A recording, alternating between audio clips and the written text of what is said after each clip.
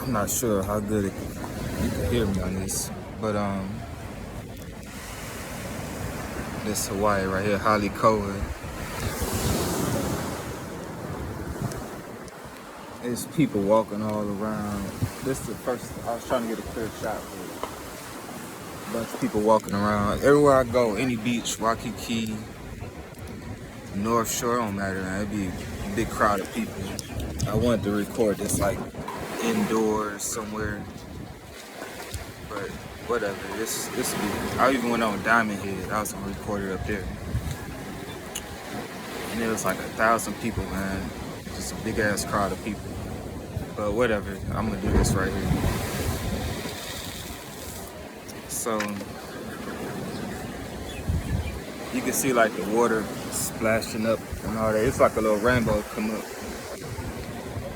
It reminded me when I was little, man. Like when I was growing up in my house in Michigan, in my mom's house, whatever, parents' house. And this happened for years. It wasn't like one time or whatever. It's like over and over and over again. Every spring and summer, like every day this will happen. Like it'll be like our front door.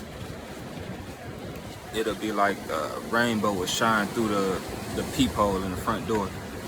So it'd be like the closet, like you walked in the house, right? It's a closet right there, a brown door, a little wooden closet, whatever. So you could see like inside the house. I just like, cause I stayed upstairs, whatever. So like I'll go up and downstairs, wherever, to the kitchen or my room, wherever, just walking around the house, right? And then I'll see like this little rainbow. It'd be like a little dot, like a real little tiny dot on the door inside the house. And I used to see this like all the time growing up. And I don't want to say it's like a sign or nothing like that, but it's like a coincidence, you know. And it's because I grew up like reading, you know, everybody know about Noah and the ark. And after Noah got out the ark, he saw a rainbow or whatever, you know. All the little children know that story, go to Sunday school or whatever. They always talk about Noah and the ark, right? With the rainbow, he got out the ark, whatever. Because I grew up like going to church, whatever. So I remember that growing up, I always see this little tiny little rainbow on the door, whatever. And you see it out here too, like just all over the island. You'll see little rainbows all over in the sky, whatever like that. Because it rains every day. So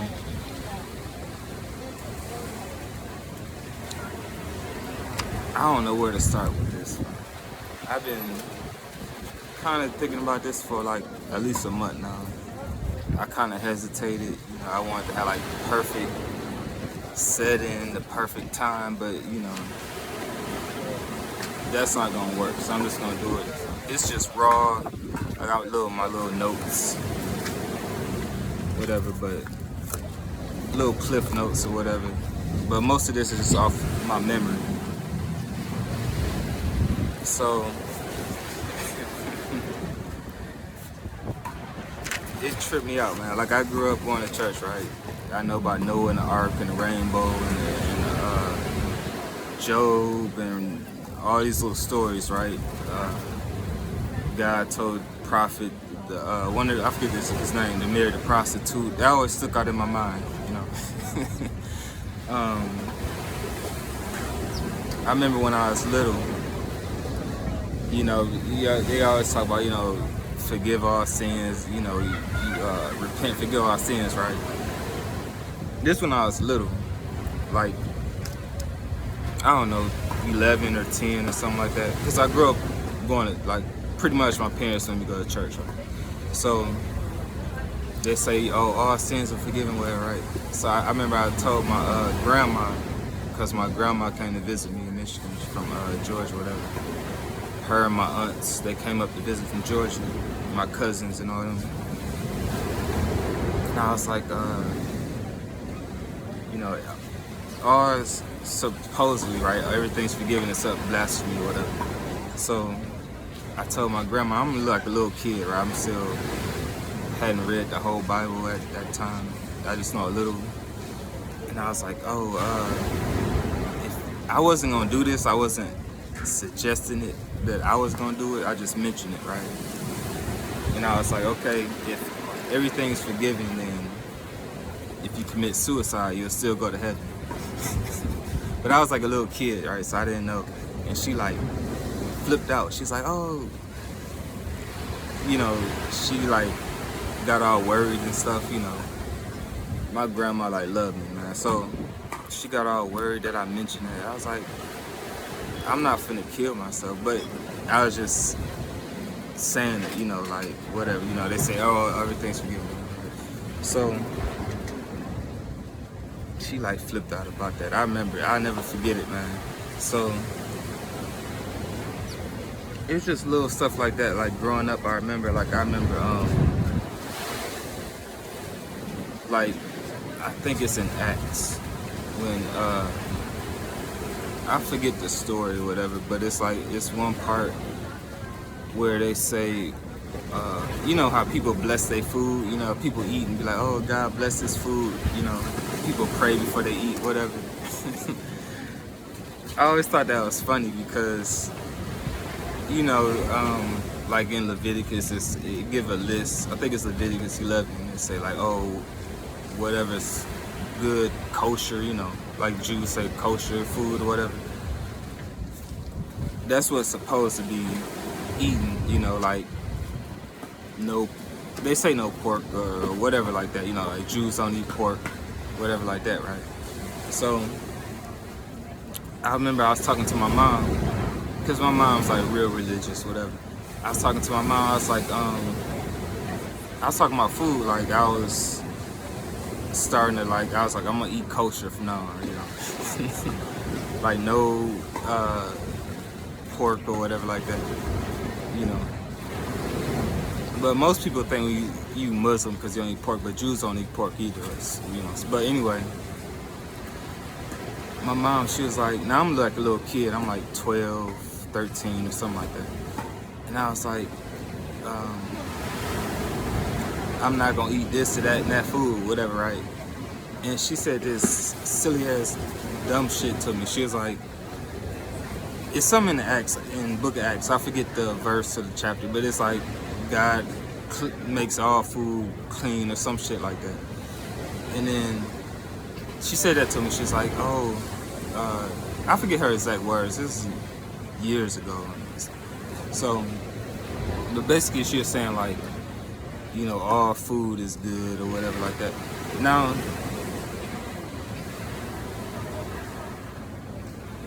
people say a lot of like silly stuff. Man, I remember growing up like watching TV, you know, preachers be on TV and they be like, oh, they'll touch somebody and they start dancing and get out the wheelchair and they say they blind and all this silly stuff, all these antics, right?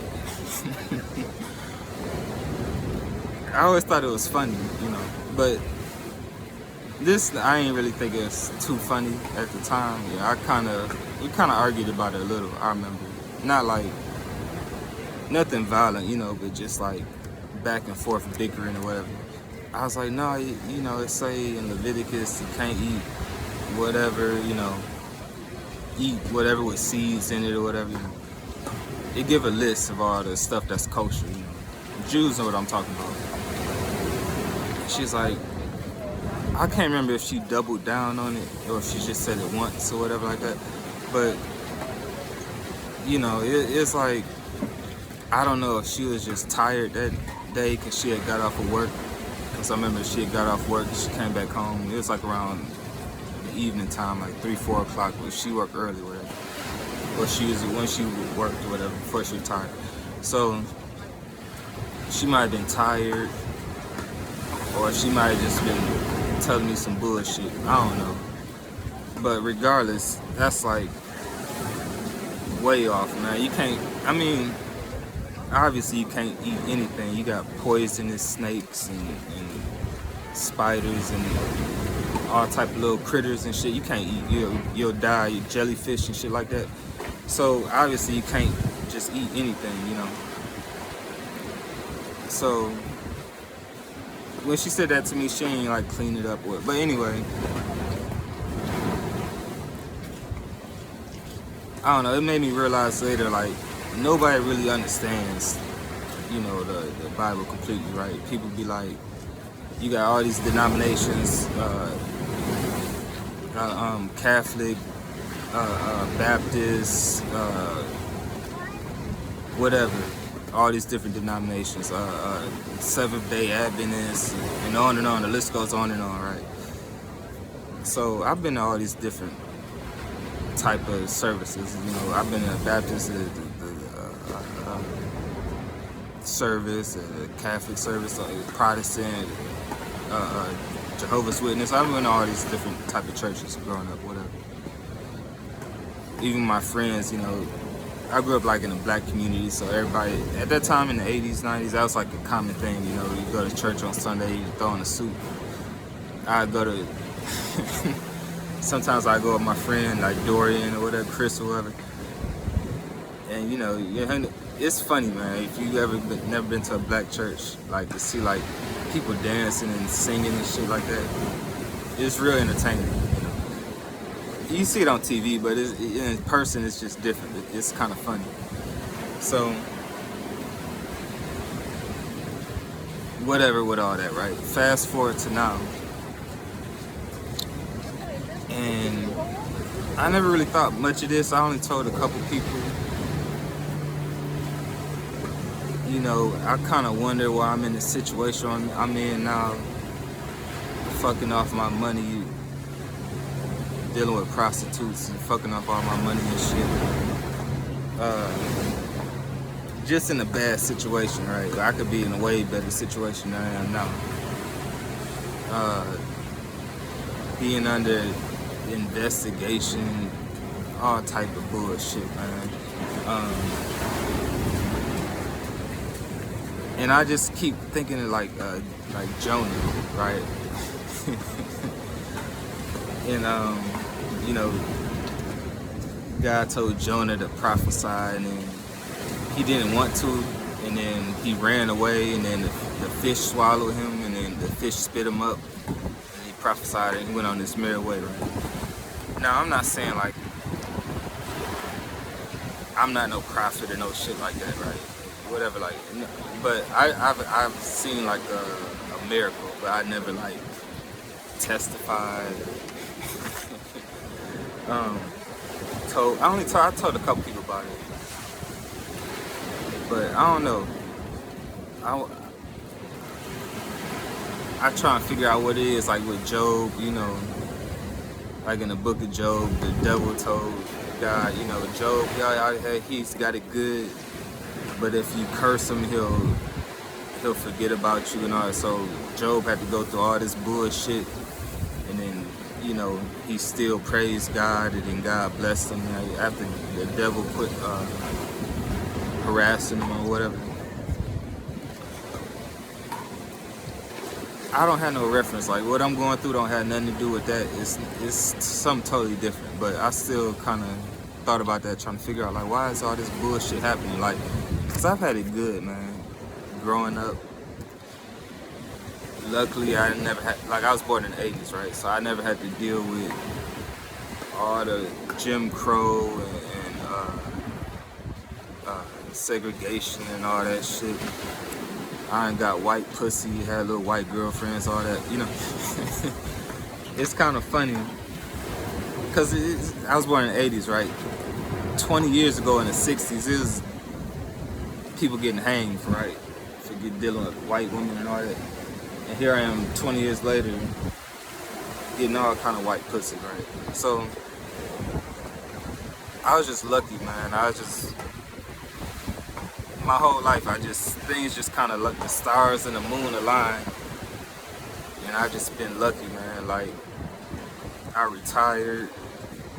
I don't gotta work no more. Even though I fucked off all my money, I'm broke.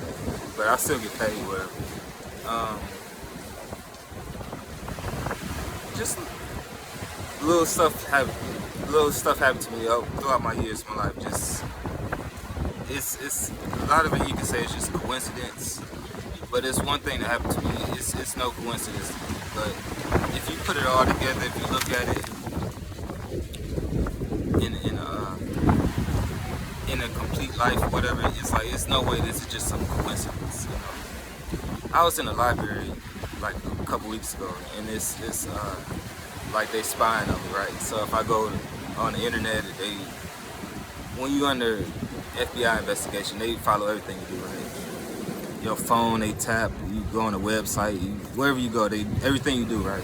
So I was in the library, and I downloaded The Economist. You know, it come out every week, I read it, whatever. And I can hear them talking, you know, they know I'm not violent or whatever like that. So they comfortable talking around me, you know. So the guy, because they have to go to the desk to get whatever information I pulled up, whatever website I went to, right? So the guy, he was like, wow, he reads all this, and he was like, does he believe in God? He was talking to the other guy, you know. They trying to figure out everything about you, you know. What do you do? What do you like? Whatever, you know. They like analyze it, you know. So even this just random stranger, this white guy, whoever, he's like, wow, whatever, you know. So, you know, I don't like to claim it myself, but when I've heard other people mention little stuff like that, kinda, it's like, okay, this is real, right? So like, I'll give an example, just something random, just at the moment I didn't know, and somebody could say, oh, it's just a coincidence, you know. Like, I used to play video games a lot growing up, right? Sega Genesis and Nintendo and Super Nintendo and Xbox and PlayStation. I had all that shit when I was little. Even my little friends, they used to get jealous of me, man, because all these video games. One of them little niggas stole my game, but I didn't even care. Like, I had so many games, like, this one little nigga down the street stole one of them. I wasn't even mad, because I would like play them and then I'll play another one and forget about it. But I knew he stole it, but I was like, whatever, man. But anyway, so you go over a friend's house, you know, the little kids, how they do. You go over your friend's house, play a game, whatever, right? This was before the internet, you know. You had to actually be on the same television. That's how, you know, I'm gonna sound old, right? In my day, we had to play video games on the same TV, you know, like how all these old motherfuckers. I remember when gas was 5 cents a gallon and all that shit, you know? Yeah, in my day, we had to play video games on the same TV, you know. We didn't have internet, you know. So yeah, me and Chris, my friend Chris, we was playing Sonic the Hedgehog on Sega. And older people will know what I'm talking about that plays Sega. It's this code you can put in Sonic the Hedgehog. I don't know what it is. You can get one of the magazines, Game Informer. You could just Google it now. Whatever you put it in, and then when you put in the code, you can make Sonic turn into anything. So like, you know, Sonic, he's like this little hedgehog running around, but when you put the code in, he could turn into anything. He could turn into a ring, a fireball, a fire, whatever, you know. Now, like when you put it in the code, you gotta put it in as soon as the game cut on, as soon as you turn on the power, and you gotta like put the code in on the controller or whatever like that. Now, I was over at Chris' house, we playing Sega, Sonic, and then I had the control. He took the, I don't remember how it happened. I guess he turned on the power and I was just messing around with the joystick or whatever, and the code went in, but I didn't even know it was a code for the game. And my nigga Chris, he was like, what you do, man? He was like all excited and shit. You know, we kids, we like 9 or 10 or whatever like that. So he all excited. He's like, hey, what you do, man? You know, whatever. And I'm like, I don't know. So he started playing the game. You know, he didn't know the code, but he knew how to use it. So he started turning into fire and rings. I didn't know what the fuck he was doing. he's all excited and shit. You know, we little kids playing games, right? So we all happy. He's like, yeah, man, you can turn it. So I'm like, okay, whatever. Now, some idiot might say, oh, that's just a coincidence. Man, the code is like, I don't know what the buttons is for, but what's the chance of just you randomly putting in some code in a game? You don't even know, just random. Who does that, you know? I don't have no proof of it. We didn't have cell phones back then, or everybody put shit on Instagram nowadays. Everybody do whatever they do, they take a picture of it. We didn't have that back then. This is the 90s. So I can't prove it. I could call him, but you could say he lying or making this shit up, whatever, you know. But I got a bunch of stuff I'm gonna talk about, like just over and over and over and over, just like that I can't prove. I don't have pictures and all that shit, but I can't make this stuff up just random, you know. I ain't reading off no little script or nothing like that. I don't have no photographic memory. I can't. I didn't memorize this before I start talking about it. But it's just certain things you don't forget, like your virginity. You don't forget that. It's just certain things people don't forget. Who you lost your virginity to, you know, your childhood friends, the first time you ate pussy, you know. It's just it's just certain things you just never forget, right? So I understand, right? Growing up, you know, like nowadays you got like all these different religions and atheists and all types of stuff, right? And I've read the Bible, I've read the Quran, I read Dianetics, Scientology, one of those Hindu books, one of them Indian books. I don't know what Indians got like 1,000 religions. I don't know what the hell it's called, whatever. Buddha, I don't even think they got no book for Buddha. I just know, you know, people rub his belly for good luck or stuff like that. But you know, at the very least, you can say whatever about each religion or whatever, but at the very least, people at least believe there's some kind of God or something like that. And I remember when I was in the army, and I was in Iraq. For whatever reason, we started talking about. We used to just talk about random stuff, right? Because we would just be sitting around, you know, and bored, whatever. So we just talk random stuff, right? Like we would look at memes and I'd tell little jokes, just talk random nonsense, whatever. So I remember, I don't know why I did this, and this was like in 2008, like over 12 years ago, 14 years ago, whatever, right? So we had a phone, right? So I was like, I told this guy, I was like I got this speaker, right? But I was like, if I told you it was like a big bang and this speaker, this phone just appeared, you would look at me like I'm crazy. Like, obviously somebody made this, right? You know, some guy made it in some factory or whatever. Obviously, you know, you don't have to explain that. So like, you look at Earth and planets and all the trees and humans and all the little stuff on Earth, right? And to me, it's obvious somebody created it. You know, it wasn't like no big bang and then all of a sudden you got all this different animals and people and trees and water, all this shit, right? Planets and all this shit. You don't get all that from just one little atom.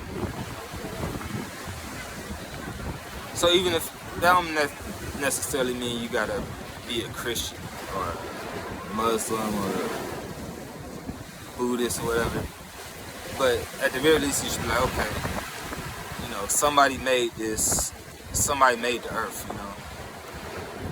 Now whatever that means, if you want to be Muslim or Christian or whatever, Jewish or whatever, have at it, you know. But at the very least, everybody agree that somebody created all this stuff. It was some God or whatever. All the other stuff you could argue. You could argue, you know, if all the different laws, like the Jewish laws, the Muslim laws, you could argue that stuff. But everybody agreed that it's somebody that created all this stuff, you know. So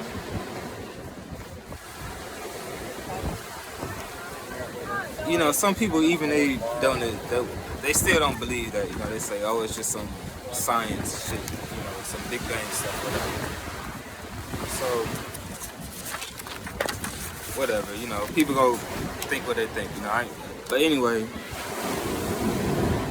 like me personally, I still gotta say what happened to me, you know, what made me believe or whatever like that. Like, because when you're a kid, people just tell you what to think, right? A 5-year-old that goes to church, he doesn't know anything. People just tell him what to think, what to do or whatever. Because that's how I was, 5 years old. I got to go to church, you know. When I was growing up, I just had to go. I wasn't like thinking for myself, but I was trying to understand it, you know. So nobody knows everything. It's still some stuff like people argue, like people say, oh, it's mistranslations, and some people say, oh, Shakespeare wrote some stuff and made up some shit. You know, people say all type of stuff, right? I'm not gonna talk about that. I'm just gonna talk about something that happened to me. Because, you know, a lot of these preachers, you know, they just like talk about, you know, what it says in whatever book, you know, but they don't talk about no personal experience, you know. Obviously, not too many people can talk about that, you know, like Moses saw the fire and went up the mountain, or Noah. It's only a handful of people written in a book that supposedly, you know, saw God, had some spirit, saw an angel or something like that. Like with Ezekiel, right? Ezekiel was scared, and then God told him to look in the sky, and he saw all these angels in the sky, whatever like that. So you have all these stories all throughout, you know, and I've read all that stuff. It's amazing stories, right? It's hard to believe, I know. Even with the Jonah and the fish, I still kind of doubt that, you know, how, you know, some people believe it, you know, but that's just how it is. Like, all the churches, they don't agree on everything. The Catholics don't agree with everything with that's why you have all these denominations, right? So I'm just gonna talk what happened to me first, and then I'm gonna talk about all the other little stuff that's happened to me that wasn't miraculous. It's only like one thing that happened in my life that I can say was miraculous. Like, it's no way to explain it other than it was some type of intervention or whatever, you know. And I can't prove it, it's not on camera or whatever. But if I just talk about my life in general up until this point, you can see like all these coincidences. It's just no way all this shit happened just like I couldn't plan it, you know. So like, I'm 40 years old now, right? I was 16, you know. So, you know, growing up, I grew up in Detroit, right? Detroit is like a dangerous city. It's a bunch of violent, crazy niggas, you know. Drugs, you know, everybody know BMF. It's on Stars Network. They was like made hundreds of millions selling drugs. There's drugs everywhere, crazy niggas,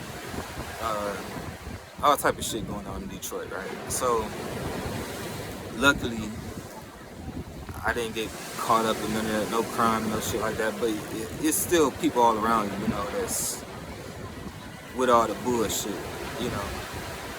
So, you know, I knew like niggas that sold drugs and crack babies and all type of shit, right?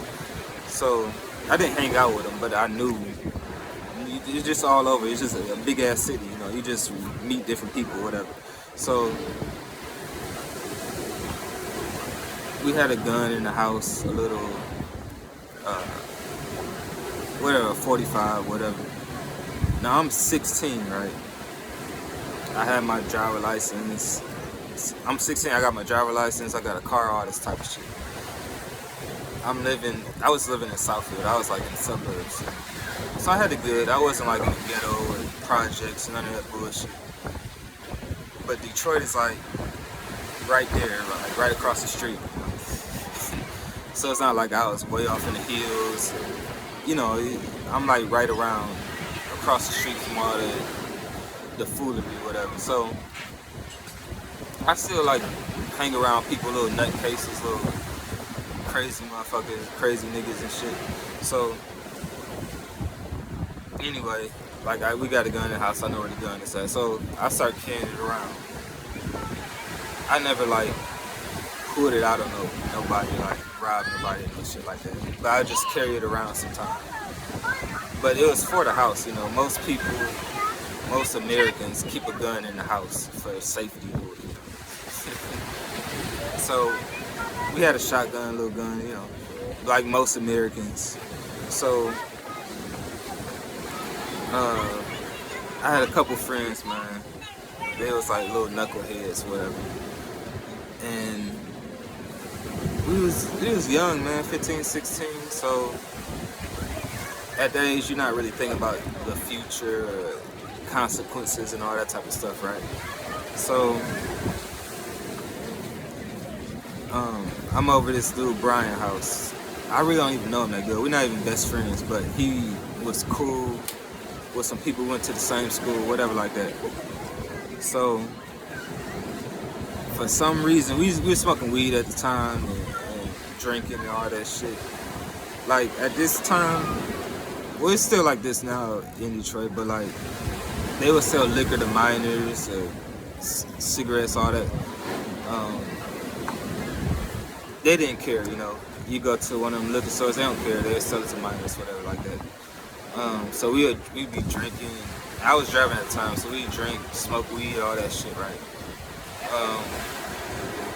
And it's this one liquor store on 8 Mile and I think it's Greenfield or I can't remember the street, but it's on 8 Mile and it's off between like Greenfield and this other street, Main Street, whatever. I was like 15, man, 16, and this prostitute, you know, offered me to buy some pussy, offered me, you know, her services. That's how wild it was growing up, man. It's like, and I'm pretty sure she could tell I was like young or like a little kid or whatever. She was a little black prostitute, you know, because we went to the liquor store and at this time it used to be like a lot of hookers on 8 Mile. And she trying to sell us some pussy. We 16, 17 years old and this old ass black prostitute, man. She had to be like in the 30s. So that's just how it was in Detroit, man. It's just wild, you know, a bunch of stuff going on. So anyway, I'm with my friend, we playing video games, whatever. And I'm like, we all live in the suburbs and shit. Our parents got money or whatever. So we didn't have to like do nothing crazy, sell drugs or rob and nothing like that, right?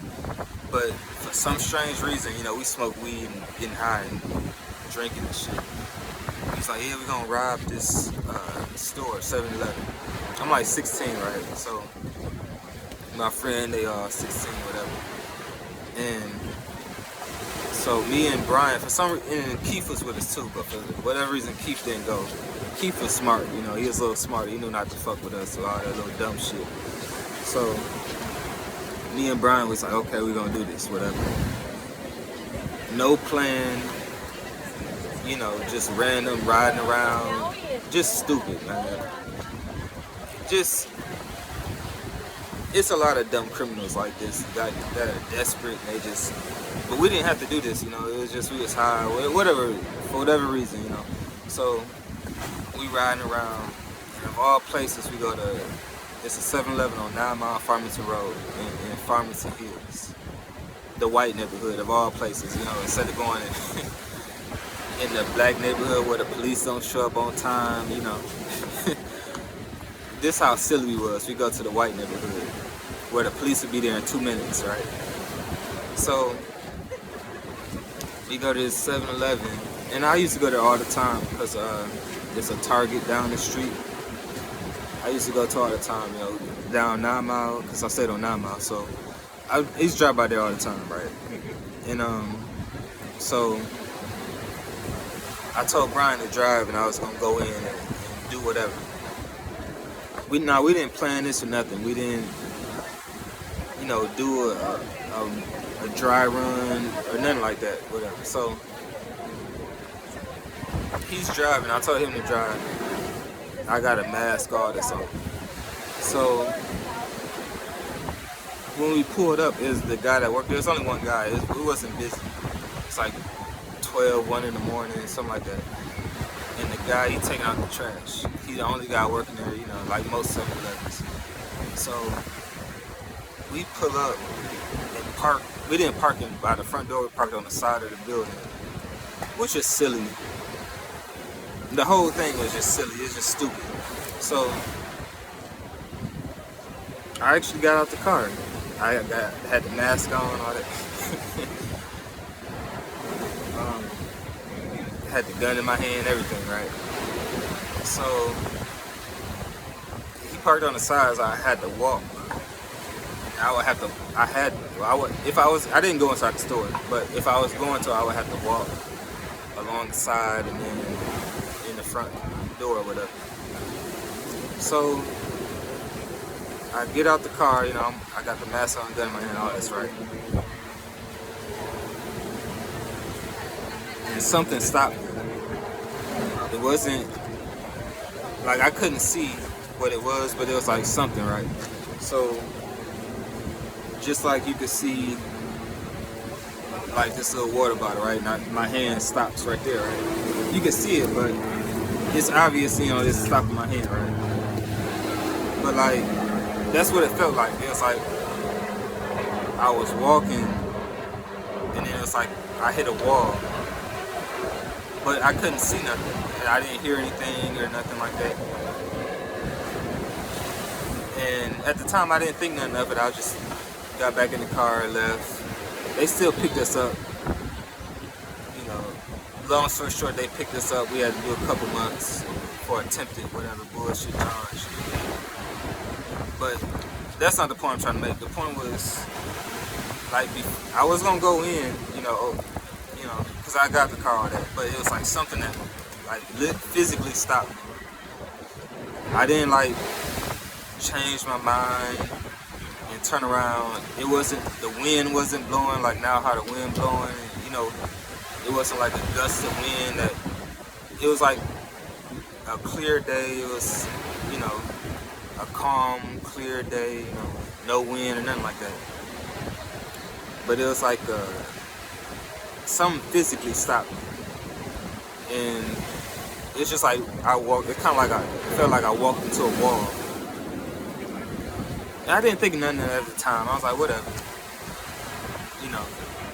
But I never forget, you know. I just never forget how that happened. Like that, I remember like all the little details too, like what road we took to drive there and what way we drove away. You know, I remember all the little details. So, you know, some people might say, oh, you just making this shit up. You just had to change your mind. You was scared. Man, I did all type of shit. I'm going to talk about that now to show that. I got a record and everything. So you could look my name up and everything. Like, it wasn't no change of mind. It wasn't no getting scared. None of that shit. It was something physically stopped me. And it was like, I couldn't see nothing. It was like open air. But it felt like I walked into a wall. So if I had to take a wild guess, being spiritual, I could say it's like an angel or something like that. That like physically stopped me, you know. So it was another time I robbed a jewelry store in the mall in Michigan. Just so you can see that like, I'm not scared of robbing or shooting somebody or some shit like that. So me and my friend Keith, the same Keith that was with me and Brian, you know, same stupid shit. We like 15. This was like a year before this happened. We like 15, and we used to go to the mall all the time, Northland Mall. Everybody in Detroit, Southfield, know Northland Mall. Everybody used to go there. They had like Hudson's and some jewelry stores and all these little stores, right? It's a big mall on 9 Mile and Southfield Road. So we used to go there all the time. This was like when Guess jeans was popular and Jabot jeans. So we'd go to the stores, get some Jabot jeans, some Guess jeans, whatever, you know. I knew a guy there that worked at Foot Locker, and he used to steal shoes and sell us the shoes half price. This old grimy nigga. And he was so obvious too, like we'll come to the store and we'll just tell him what shoe we want. And then he'll bring it out and give it to us. And then we just put it in our bag and just walk out. And we'll hand him the money. So like if we wanted some Jordans back then, like $100, he'll sell us for $50. And we did it like several times. No big deal, you know, like 3-4 times or whatever like that. This how Detroit niggas is, man. We just it was in the news not too long ago, like niggas was stealing copper out of the light poles. Just grimy shit like that niggas be doing in Detroit, right? So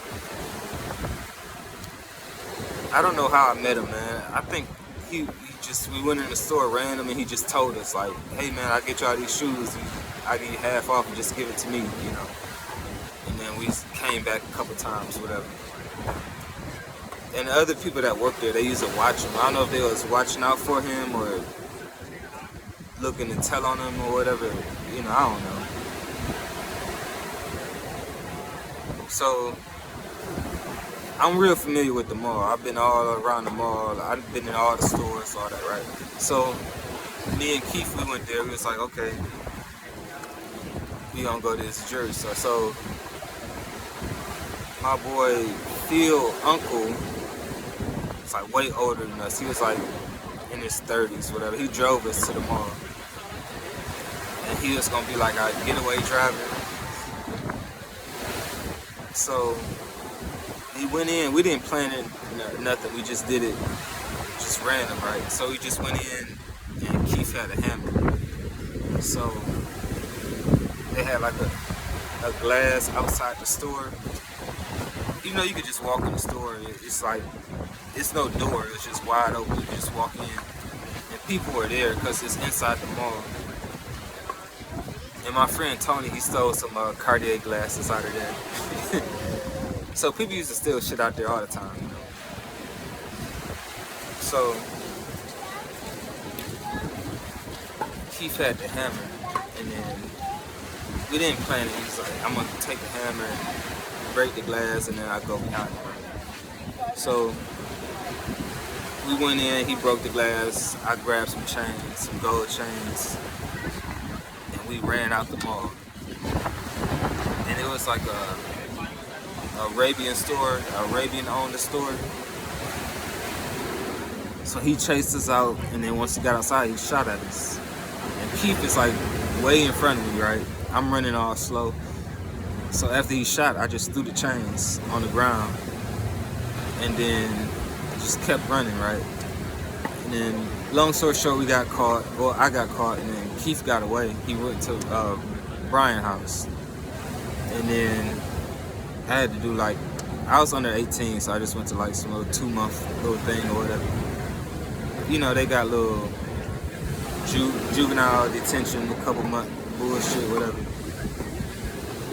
So they arrested the Arabian. I never forget it, because they brought us back to the mall. They brought me back to the mall, and then I seen he was sitting in the car. So I guess they arrested him for shooting at us or whatever, you know, because he shot more than once, but he missed, you know. So I seen him in the back of the car. They arrested him. I don't know what happened to him. The case is sealed, but you know, you could pull it up. You know, you could. It's still on file. It's not supposed to be accessed, but you can look up my name, Stephen Ballard, STEPHEN BALLARD. You can look it up. You might not be able to see all the details of it or whatever, but you can see I had like a charge or whatever. So it tripped me out thinking back about it, right? Like, it's his store, even though he shot at us, you know, he wasn't supposed to. I know they do that in the Middle East, they cut your hand off and shit like that, but we in Michigan, you know, you can't be shooting, chopping people's hands off and shit because they steal some candy bar or whatever bullshit, right? So, like they do in the Middle East. So, they arrested him. I don't know if, they probably dropped the charges because he probably was rich. He probably just paid it off a fine or some shit. I don't know. I was a kid, so I didn't understand law like I do now. So it tripped me out, man. They arrested him when we stole from his store, you know. And then he shot at us and he missed, you know. And he wasn't even far when he shot. You know, you could say that's a coincidence too, right? No miracle there, just a dumbass that can't shoot, you know. Whatever, I got a bunch of other stuff. Okay. So, I'm like 18, right? My friends, they go to, some of my friends went to Michigan State in Lansing. Like, about 3 or 4 of my friends went to Michigan State. So, I've been up to Lansing a couple times. You know, we go to the school parties, college parties. I didn't go there, but my friends were there, so I'll go up there sometime. We go get drunk, get pussy, all that. Smoke some weed or whatever, you know. Just party, just little young college guys, right? So, one of my niggas that went there, he sold weed at the school. I didn't know at the time this happened, right? I know after the fact, after all this stuff happened. So he sell weed at Michigan State at the school. So he would come back to Detroit and pick up his supply or whatever. I didn't know none of this, right? I just would go to party and drink or whatever. And we like 18, so we young, you know. So it's like we had like 2 cars. And I've been up there before, you know, so it's like a routine, like we done this before, it's no big deal, right? So it's like we had 2 cars full. I'm driving my car, and I got 3 passengers, and then another guy's driving, you know. And we just, it's wild, right? So we rolling in the car, smoking in the car, you know, smoke coming all out the window and fogging up the window, all that, right? So I'm high as hell driving, and we get pulled over. You know, it was a white cop. This is in 2002, 2001, 2002, something like that. Car full of niggas high.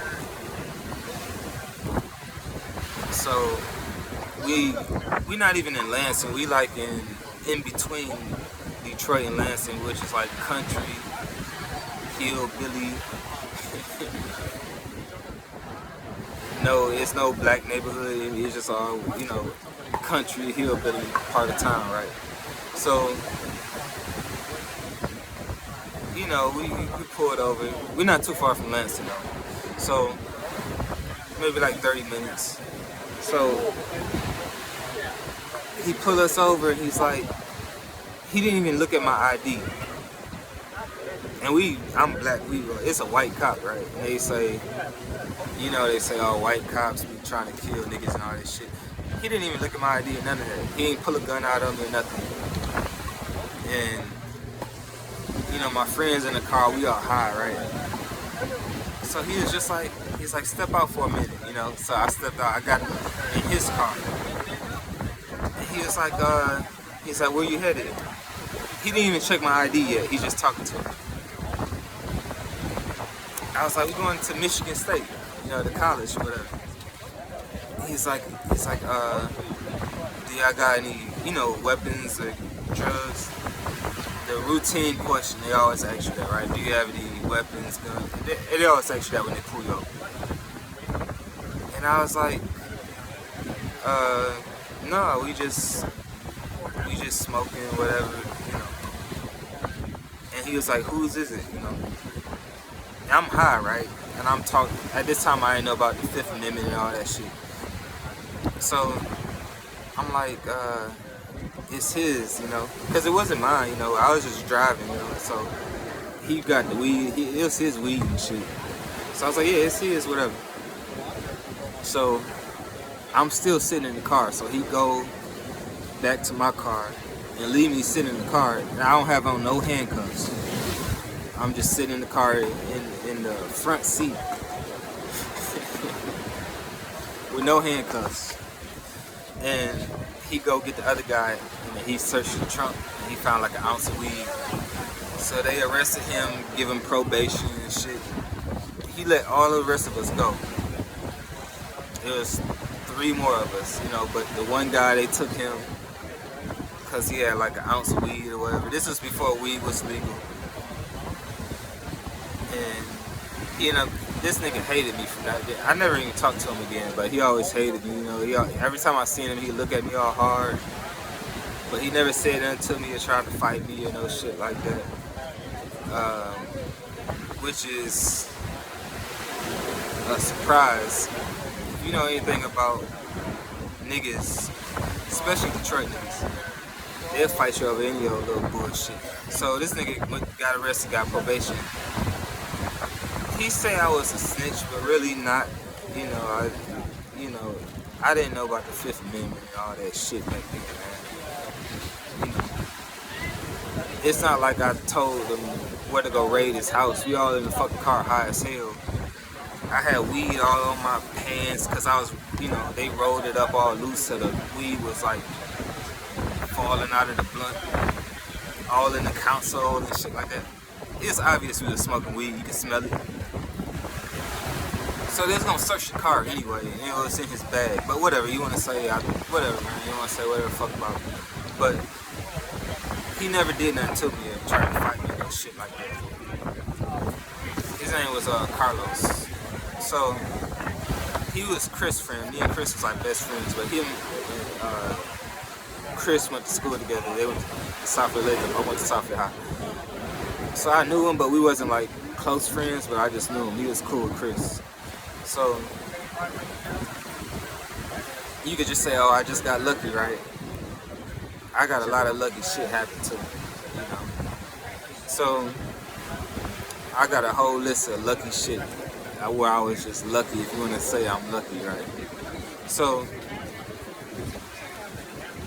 he didn't, like I said, he didn't handcuff me or nothing. He took his book bag. They arrested him. We went to Michigan State, got drunk or partied or whatever, like nothing happened. I think he ended up getting kicked out the school. I don't know, man. I never talked to him after that. Whatever. So that's just luck, right? You know. So before this, when I was like 14, I started smoking weed when I was like 13 or something like that. Cigarettes and Black and Miles and all that shit. I went to Southland Mall, and I don't remember who I went with, whatever, but I sold some shoes, you know, some little cheap Reeboks, some little $40 shoes. Just being stupid, I could have bought it. Just being stupid, young, whatever, you know. So I ended up getting arrested, right? Like, they waited for me to leave the store, and then they ran out, you know, the, what do they call them, the supply people, whatever. And then, you know, they brought me into the office and they showed me on the camera. You know, every store got that inside office where they got the cameras, and so he brought me in, they called police to arrest me. They let me go the same, I'm a minor at the time, 14, right? So they let me go the same day. And I went to court like a month later, and they just gave me a fine. You know, the shoes are like $40, so they made me pay twice the amount, $100. You know, and this is in Southland. This is like the white part of Michigan. You know, and I'm black, right? But I still got like an honest judge, and I didn't get harassed and none of that bullshit. No jail. They just made me pay a fine. You know, equal justice, and I'm black, right? And did all this, you know. But you go on and say it's luck or whatever. You know. I understand, you know, it's not Mississippi, you know, but still, you know, it's not. It wasn't the stereotypical getting fucked over in the system type of shit. They went light on me, you know. But I know people. Well, my parents know people, and, you know, that probably could talk to somebody, you know. I don't know. I'm just lucky, right? So anyway, when they arrested me, I had some weed in my coat pocket. It's like I had this big puffy coat, and it got like all these pockets inside or whatever. So I had the weed like in the inside pocket. Like you had to unzip the coat and go inside the coat. But when they searched me, you know, it was a white cop searched me, whatever. He just patted right here, and then he like searched my pockets. But he didn't do like no cavity search or nothing like that. So luckily, he didn't find the weed. I didn't get no charge for the weed or whatever. I was a minor anyway. I would have got a slap on the wrist.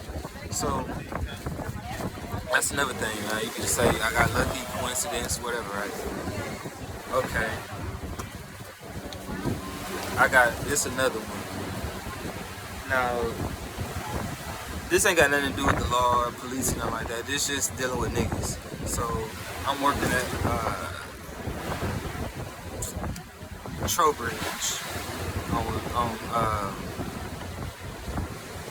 11 Mile and Lashing. It's a retirement home or a nursing home for older people.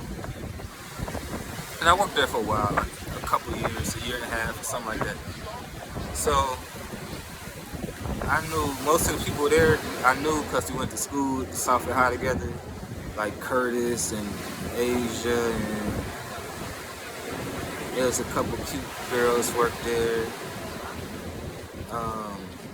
I know most of them. We went to school together, but there was some people that I didn't know that it was from wherever, older people that worked there, whatever. I smoked. I mean, we used to. One time I took a break. We smoked weed in the parking lot. You know. We used to do all little silly shit there, man. Like this was back when we had to clock in with the paper. You know, the way they used to do it back then, like jobs like this, like hourly jobs. You would have like everything's digital now. But this was like back in like 99, 2000. So they had like this little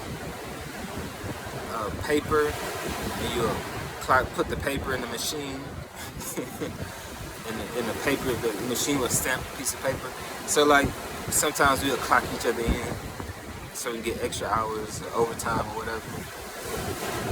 So basically, it was like stealing hours, or we used to do just wild shit like that, man. the females did it too, you know. These are all niggas working here, right? So all of us thieves, you know. Ain't no honor among thieves, you know. So one day at work, Curtis came to me. He's like, "Yeah, Asia, she got some money in her purse." I don't know why he didn't just take it himself, you know? But he told me, so I was like, okay. And she put her purse in the office, you know, so like the manager's office or whatever. So I went in the office, nobody was there, Curtis was looking out, you know. So I went in her purse, it's like 300 or 200 or something like that. And yeah, I took it and me and Curtis split it. I was like 15 at the time. I didn't need it, you know, but just being stupid, just young, just dealing with these stupid niggas like that, man. Like him coming to me, you know. I remember my nigga Tony, he stole like a couple thousand from Jason, and Jason thought I did it. See, me and Jason, we wasn't like best friends, but me and Tony was like best friends. We stayed down the street from each other, like 4 houses from each other down the street. So we like 17, and me and Tony went over to Jason's house. We stayed, you know, late, played video games, and then when we left, Tony left the garage door unlocked. So he told me, he's like, yeah, tomorrow I'm gonna come in and take the couple thousand. So, cause Jason, you know, he was trying to be cute, all funny and shit. He was flashing money, you know. You know how niggas do, like to do money phones and flash money and all that. So he was flashing us some money, and Tony was like, he didn't say nothing, you know. I didn't say nothing. He was like, okay, whatever, you know. No big deal. It's a couple thousand, whatever. It's nothing. So this is the type of grimy niggas I came up around, man. Tony stayed down the street from me, so he's like, yeah, man, I'm gonna go tomorrow, cause Jason stayed by Southfield High, so we could like walk to the school from his house. So Tony was like, yeah, I'm gonna get off the bus to go to his house. He left the garage door unlocked. So I was with him. He told me to look out, which is, I didn't have to look out. He could have did it himself. And then I stood at the door outside. He went in the house for like 2 minutes, went in, got the money, came out. And I don't even think he gave me nothing. That's how, man, these niggas are so grimy. And he didn't, I don't think, if he did give me something, it was like 100 or some bullshit like that. It wasn't like 50-50. So Jason thought I did it, but he never tried to fight me or no shit like that, or call the police or nothing. And we all niggas, we all black, whatever. So you could say, oh, you just grew up around some soft niggas. I guess because they knew I had a gun, I'll shoot them or whatever the fuck, you know. I don't know. So he never bothered me about it, because like I said, it's nothing. Like to him, it was nothing either. Like his parents had money, they stayed in the house and all that, so it wasn't no big deal. So stuff like that, I was around that stuff like that all the time, man. I can go on and on about little stuff like that. People stealing shit. So anyway, like with Asia, she had an older sister. She ain't had no brothers and nothing like that, but they didn't, her sisters, they ain't trying to fight me. She had a boyfriend and he ain't trying to fight me. And none of that, you know, they didn't bother me about it. They was just mad and she was crying. She was like, oh, you took my money. But, you know, I'll explain it like this, man. In Detroit, niggas will get killed for that, stuff like that, shot or something. And for some reason, they don't even want to, she didn't even want to fight me. She confronted me about it, but it wasn't like nothing physical. Which is crazy, right? You know, even with Jason and Tony, like, he didn't fight me. He confronted me, but he didn't fight me. It wasn't nothing violent or nothing. Which is crazy. You think about it, man. Like, we niggas, right? You would think somebody would got shot or something, you know, but nothing happened. He thought I did it, but he didn't do nothing to me. So anyway,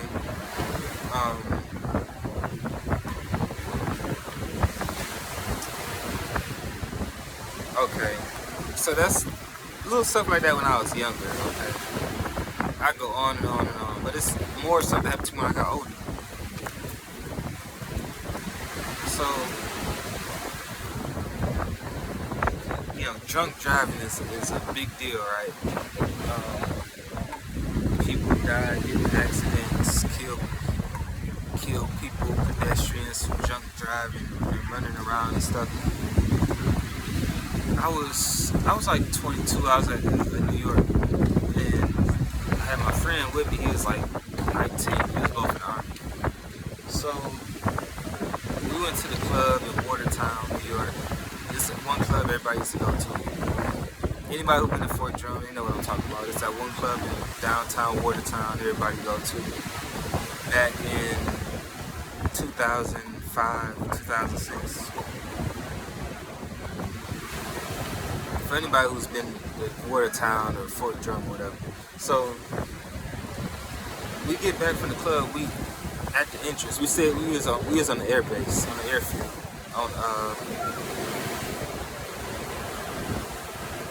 I forget the name of the airfield, but it's next to Fort Drum, whatever.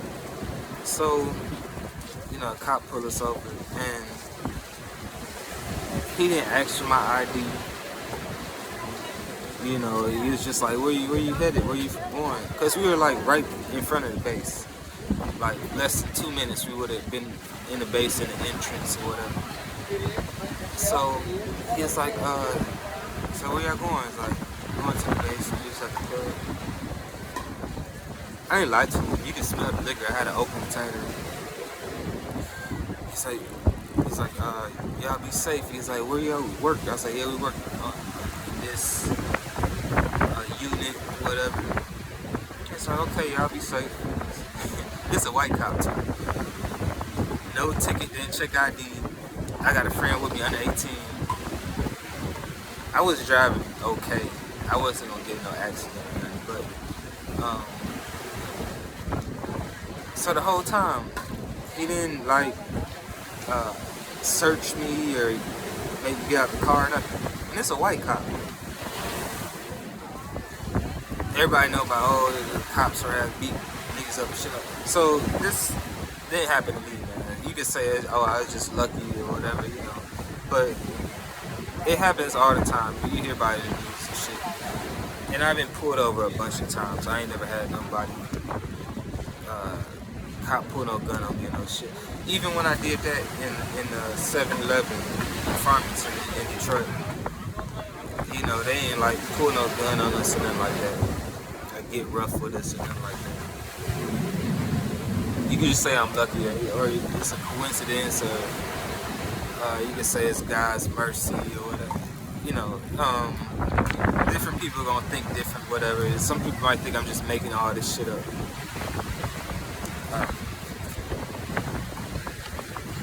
So I'm out here in Hawaii, right?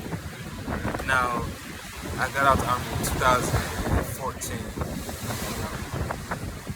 I got arrested out here for soliciting a undercover. It was a sting, it was a female undercover prostitute. It was a cop though, but she was pretending to be a prostitute. So she posted an ad on Backpage. I went to see her. She was on the street by the Longs downtown, and she told me how much. I told her okay. So I drove, right? So I got in the car. I got back in the car after, because she told me to get in the car to talk to her. So I got back in the car. I was gonna go to the ATM. So that's when the roller pulled up.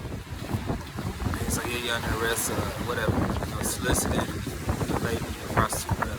So he got me out the car, cuffed me. Now when he cuffed me, he didn't like get rough with me. He was like, he was just real gentle. Just put the cuffs on. He's like, is that too tight? He didn't throw me to the ground or none of that stuff. Then, he put me in the car. He didn't throw me in the car. He like just set me down in there, whatever. And then when my car was parked, there was no parking zone, so I could have got a ticket. They could have towed my car or all that. Or if I would have left it there, I would have got a ticket, whatever. So he was like, you can't park there, give me a key, I'm gonna move the car. You know, so I gave him the key, or I told him which pocket it was in. He took the key out of the pocket, moved the car to a parking spot. You know, they let me go with no bond. I had to pay a fine, like $500. Like a couple months later, that was it. No violent, nothing like that. You know, you can say I'm lucky there too, or whatever, you know. But everybody know that's dealt with cops. That don't happen. They don't ask you, is the cuff too tight? Is that too tight? Are you okay? You know, usually they gonna tow your car. You got to pay this big ass fine, all this bullshit. Usually that's how, and I'm black too, right? So that's how stereotypically, you know, people would think you'll go, right? So,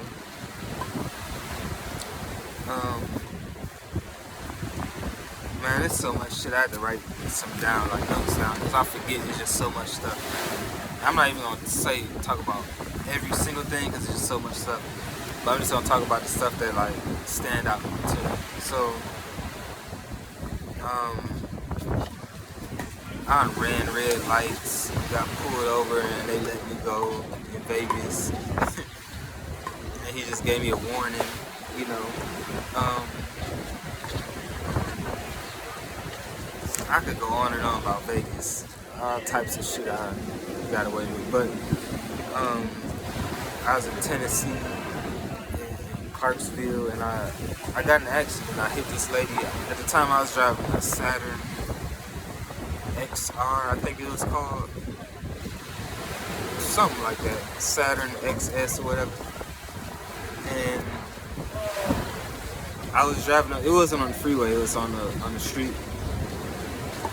I was going like 5 miles an hour. We was at a light, so just waiting for the light to turn green, and I let off the gas because I thought the light was gonna turn, and I just bumped the lady's tail bumper, like real slight bumper. It wasn't like fast. I was going like 30 miles an hour, 50 miles an hour, and like that. And then it's like this older white lady, and she like was all dramatic. She like, she called the police, and they came and they told us just to get to the side of the road or in the parking lot. So it wasn't it didn't scratch no paint. It didn't leave no dent, nothing.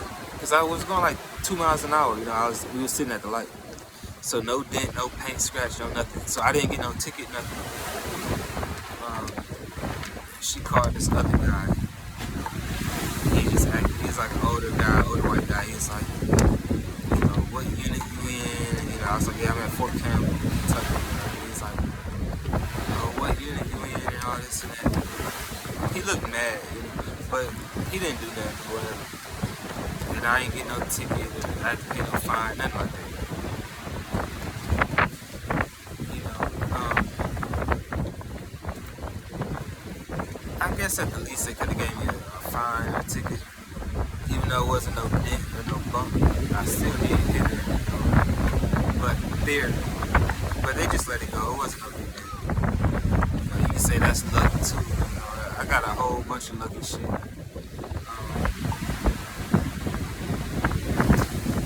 So I was in Phoenix. Phoenix said something. And I would be on 27th Avenue. That's where all the prostitutes were, right? So I'd be picking up a date, some little street walker or whatever. I've been to Phoenix for a year. Like, I've been with about 50 different prostitutes in Phoenix. So I was out there a lot. 27th Avenue. Anybody from Phoenix know what I'm talking about. It's right by the college, and it's really nothing over there, man. It's like gas stations and restaurants, and, little shopping centers and little stuff. It's not no major building over there, but that college, I forget what it's called. So all up and down 27, you'll see prostitutes.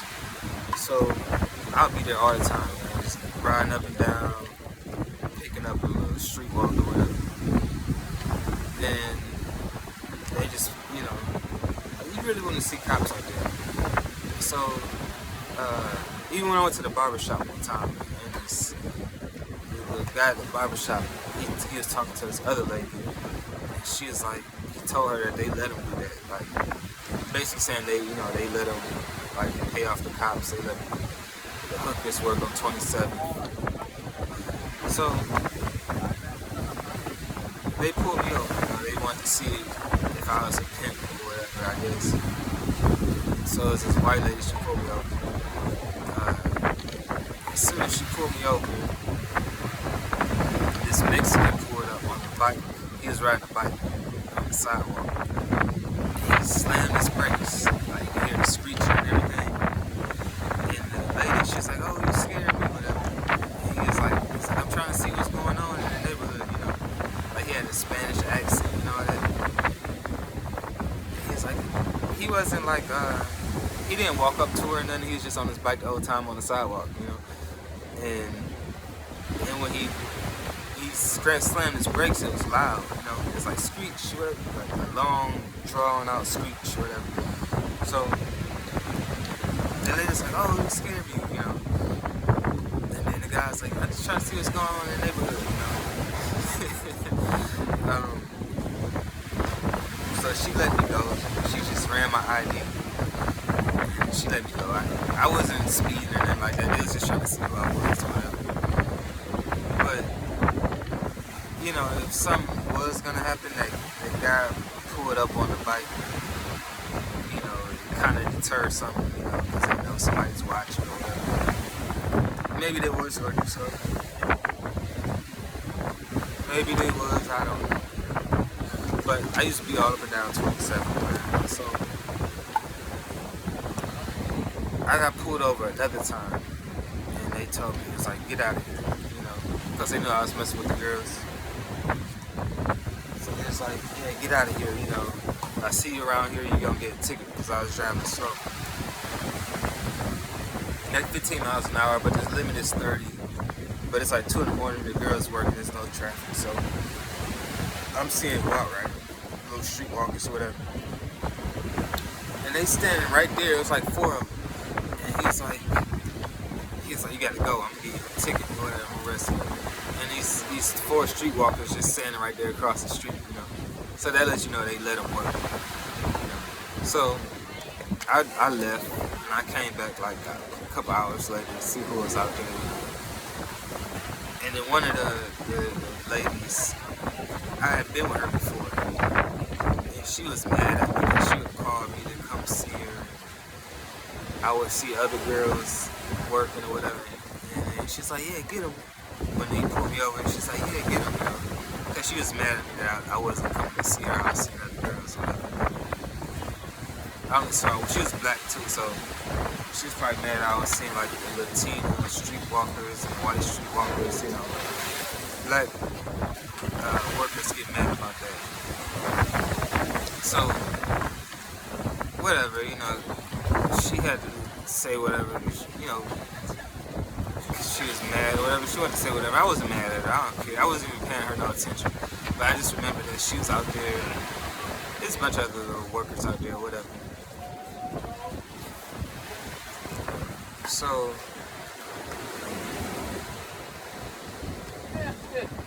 all this, I can talk about more stuff, man. I stayed with this prostitute in Vegas. Never got arrested for it. I even called the police, because she was staying in my apartment. And they told me I had to call the apartment place to get her to leave. And the apartment place told me I had to call the cops, So basically, there wasn't nobody there, So she was working out my apartment, never got arrested. I never got arrested. So I could have got like some type of fucking charge, whatever they call it. House prostitution charge, whatever the fuck you want to call it. But I never got none of that, right? Even though the whole, coerced me into getting the apartment, but still they could have made up some little charge, at least charge for it. But I never even got charged for it. So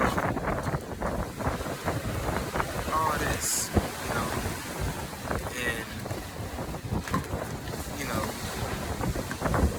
some people might say, oh, it's just a coincidence, it's just luck, whatever, but it's just too many coincidences over and over and over again, people don't get lucky.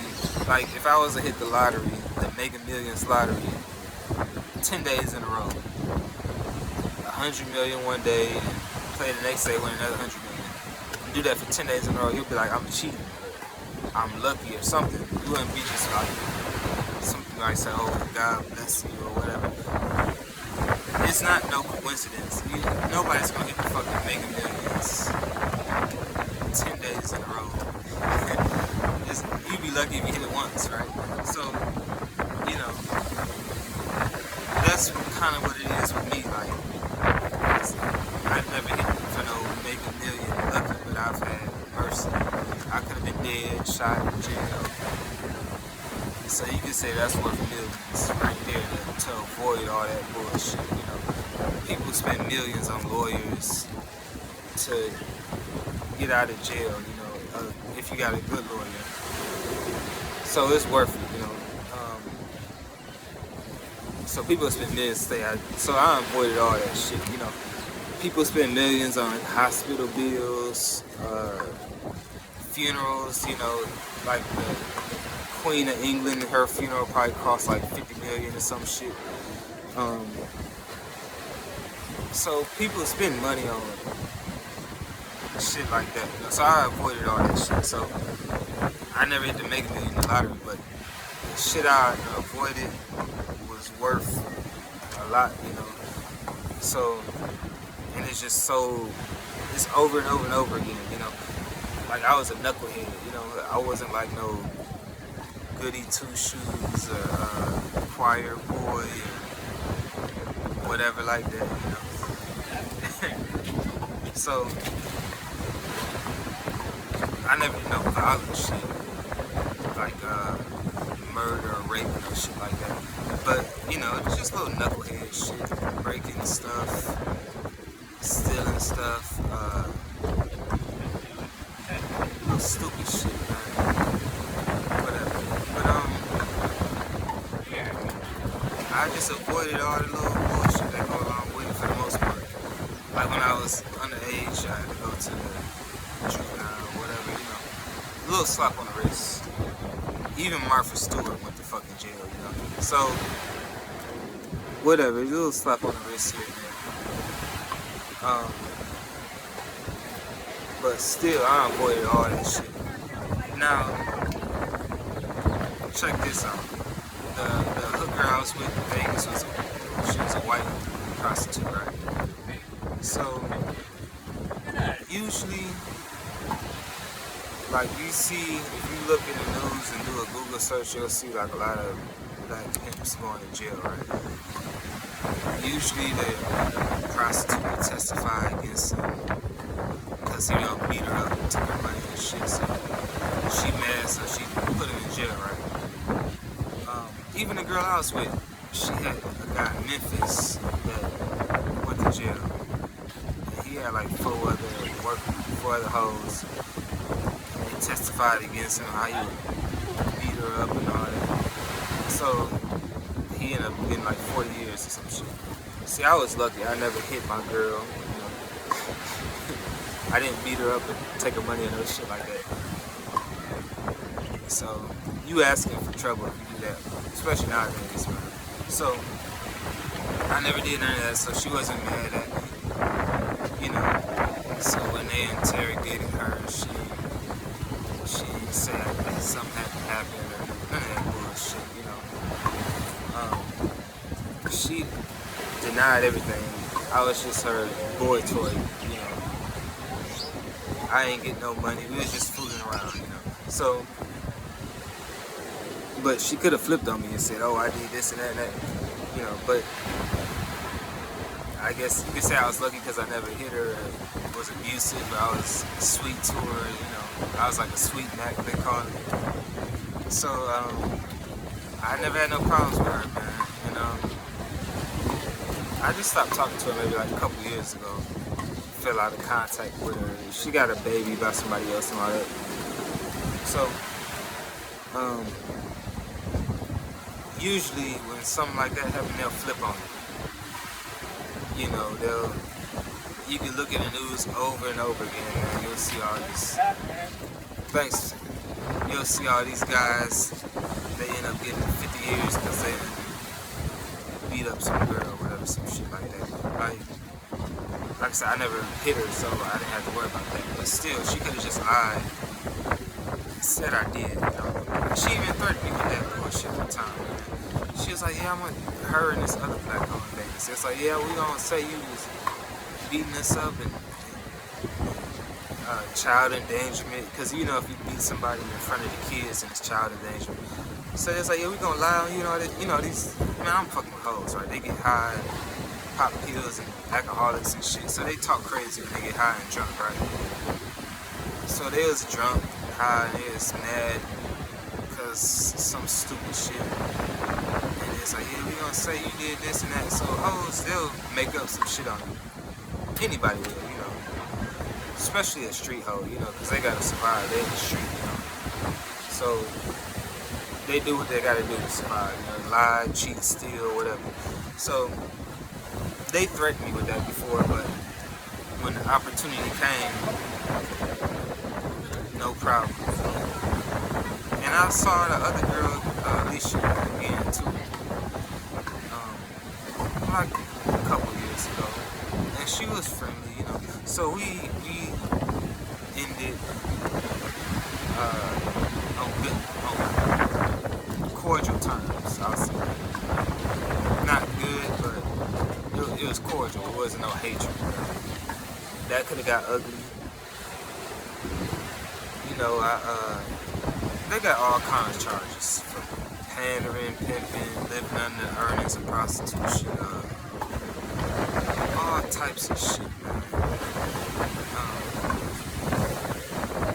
So you can say it's luck, I say it's mercy.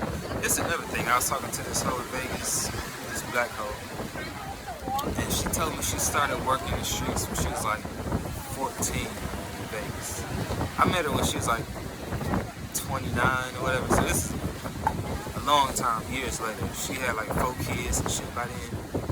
So I told her, I was like, "Look," when she told me that, because she told me to show pictures of her, you know, because some people look older, you know, like the 16-year-olds look like they're 19 and all that type of shit. She told me, she was like, "Yeah, she started when she was 14, all this in Vegas, you know, all that."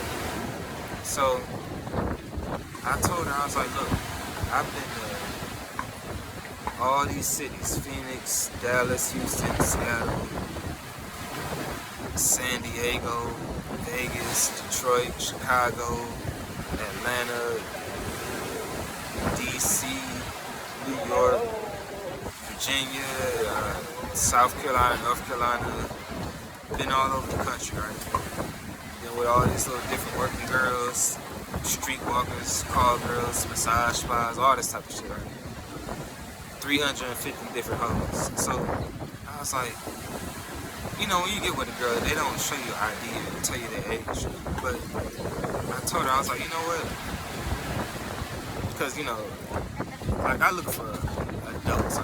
I don't petty, foul, I don't look for little kids. I don't mess with kids and that shit. But I like a full-grown woman with big titties, you know. Little kids don't have big titties. They're not full-grown. So I told her, I was like, except for like Asians or whatever, but like, I told her, I was like, you know, I've probably been with like some little girl, minor, 8, 17 or some shit, and didn't know it, you know, Just like how she told me she said when she was 14, right? And this is what she told me. She said, don't worry about it. Because she knew I didn't mean no harm. She knew I'm not no pedophile, no shit like that, right? So that's like mercy, right? She's like, but you know, she might have just been saying that because I was spending money on her, you know. So she was being cute, and, you know, like strippers and workers do. They just be nice and cute to you as long as you spending money or whatever. But I don't know. I think she was genuine about it. I think she knew I ain't like no predator or no shit like that. So she was just like, you know, don't worry about it. You ain't out there like that. You know, you just happen, you know, because they mix in, right? There's adults, little kids, they kind of mix in, but they kind of cleaned up little streetwalkers out. It's not like I was back in the 90s and 80s and shit like that now. So it's different now, except for like LA, like Los Angeles is still kind of wild to think about. So even she was like, you know, you okay, you know, you okay, don't worry about it, you know. And that's coming from a hoe, you know. So, you know, other people might say something different, but a hoe herself who was 14, this is what she said, you know.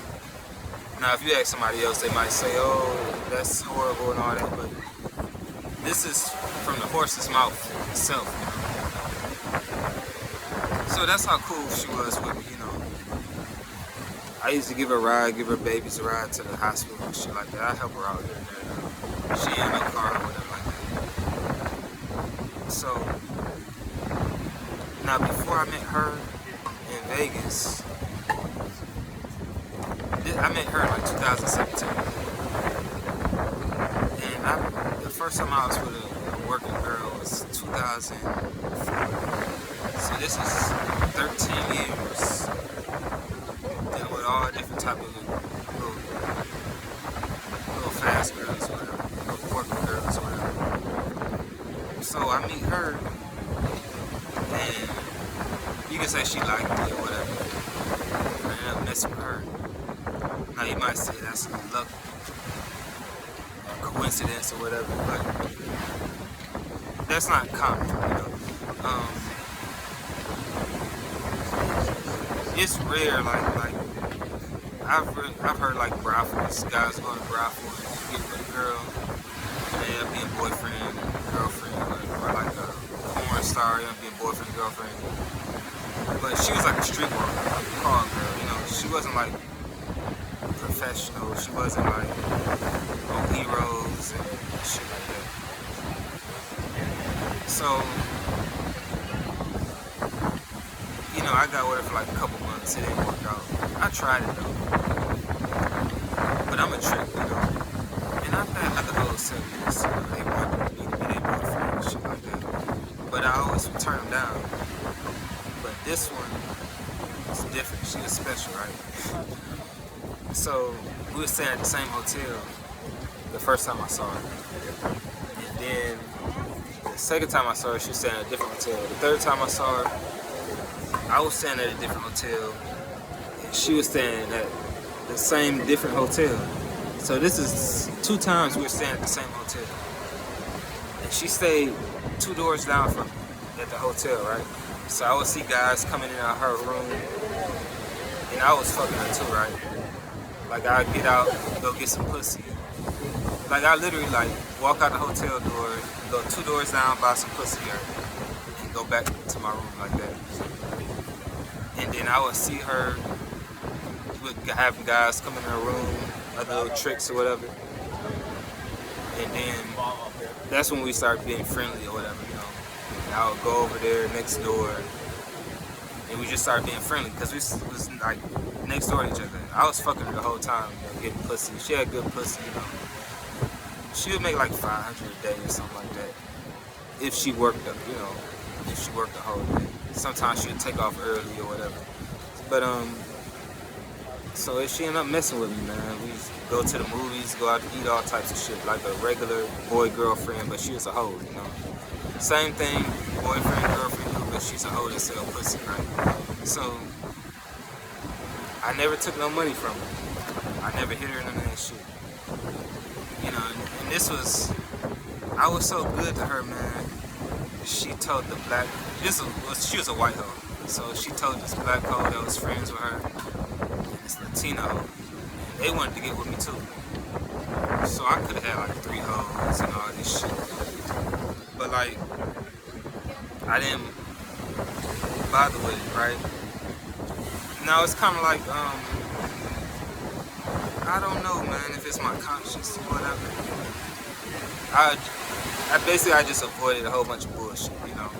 You know, like, a lot of people might understand that you're about to do something wrong, but you have to change your heart right before it's too late, before you make the wrong choice. So, like, there's a few times she, like, handed me the money or whatever like that. You know, Vegas is so different than any other city with hoes, right? Like, white hoes in Vegas, they're so different than any of these white bitches in America. You know, it's like they're different. I don't know what race they are. If they're like from Luxembourg or some shit. You know, like a lot of Irish are in Boston, a lot of Italians are in New York. Vegas it's a specific type of white woman in Vegas. They act different than other. Like, Germans are different from Russians and shit like that. Like, I don't know what she was. She wasn't Irish. She wasn't Italian. She wasn't German. I don't know what she was, but they're different, man. If you've been around America, you know what I'm talking about. People in Seattle are act different than people from Boston. People from New York act different from people from Florida or whatever. So, she was a different type of white. She wasn't like a stereotypical white lady, you know. I don't know what she was, I never asked her. But if I had to guess, I would say she was like maybe a German or Polish German, some mix with some other shit.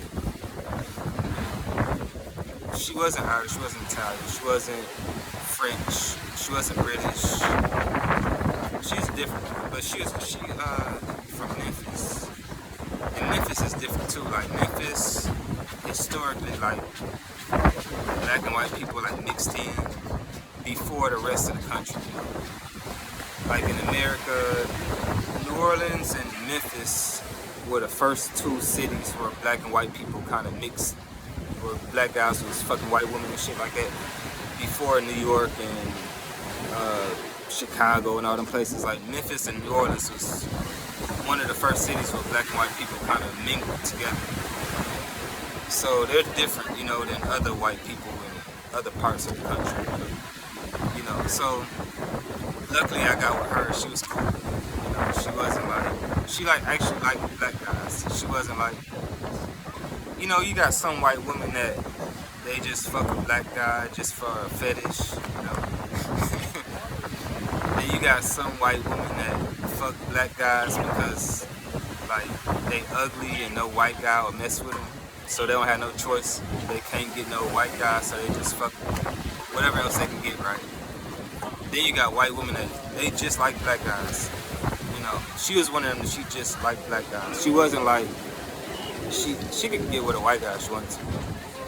And she wasn't like,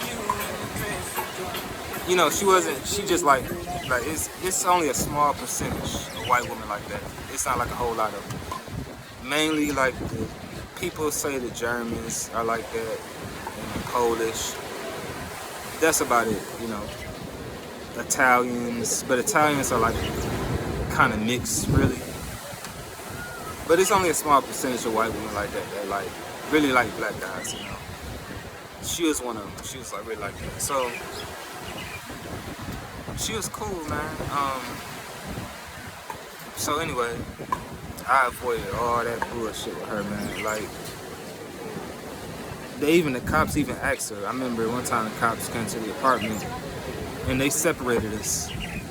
And, you know, they had me wait outside. They went inside and talked to her. And they left.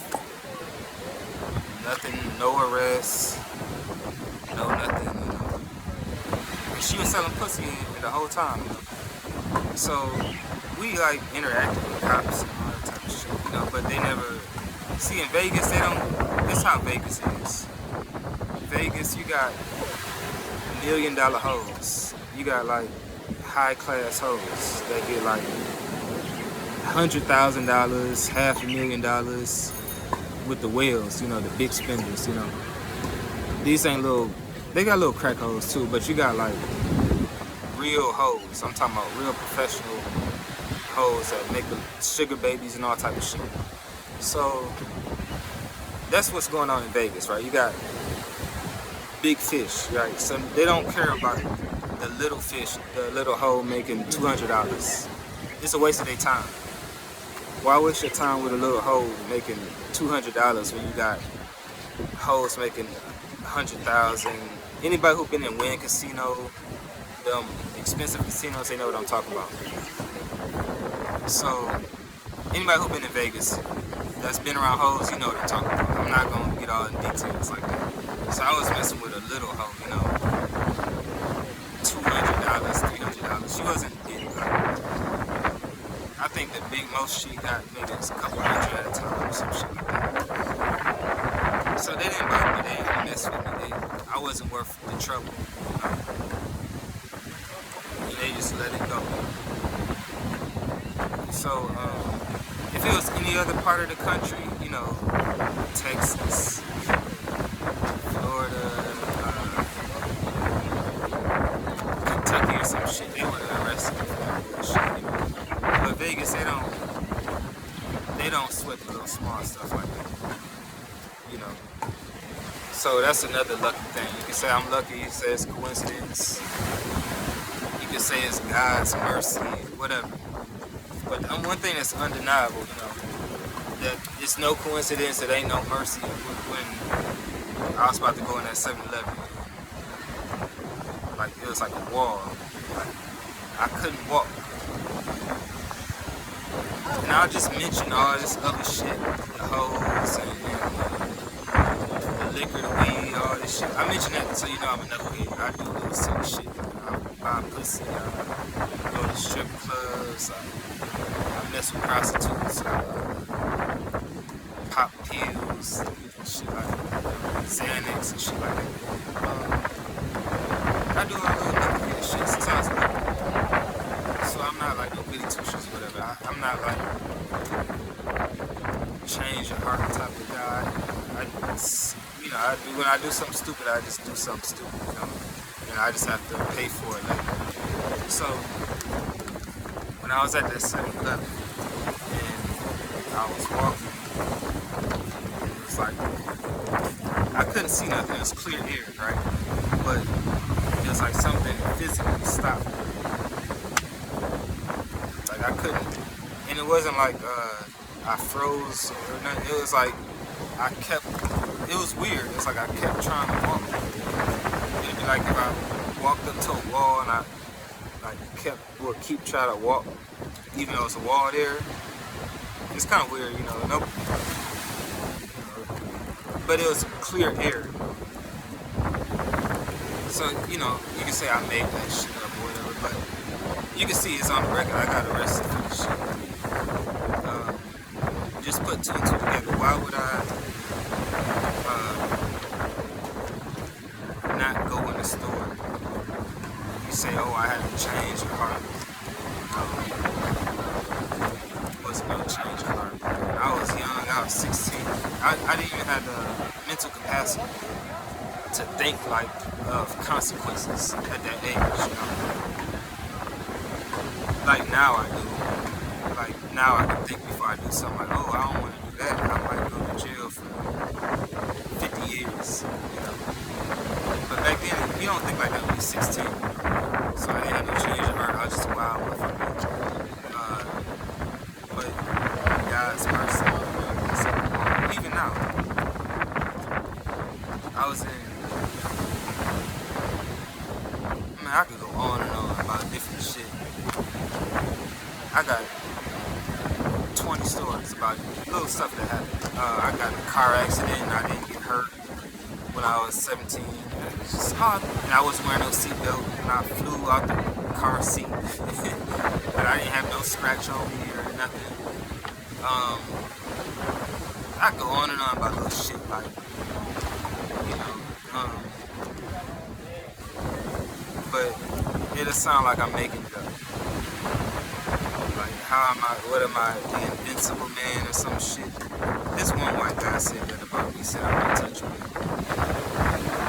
Because, you know, they tell them spies, don't fuck with me. Usually when like somebody's under investigation, you know, they do little funny shit and fuck with you. But they tell them don't fuck with me, you know. It's because I got family that work for IRS, church and shit. They know people, so they get extra favors and shit like that, you know. That's all it is, nothing special. People in the military and all that shit, they get extra favors. Just like any child, if somebody's son, some politician's son get arrested, he's gonna call, say he the mayor, his son get arrested, what the fuck, what you think he gonna do? He gonna call the chief of police, hey man, that's my son, let him go. Any parent would do that for their son. That's just natural, nothing special. I just lucky, I know some people that know some people, right? So, you know, I got off all type of bullshit, man. This fucking probation officer, he wanted to keep me on. The prosecutor requested, the probation officer requested I be on probation. The prosecutor denied it. They said, no, just let me go, and they let me go. When I was juvenile or whatever. Little shit like that, man. I can go on and on about little stuff like that happened to me. But that's, you can say that's circumstance of love. Whatever. Me walking into a fucking being stopped from walking into a wall when there's nobody there, nobody to tell me to stop. You know, I was with another little young nigga, black guy, knuckleheads. You know, little young niggas ain't got no sense. So, you know, he ain't really talking no sense until me.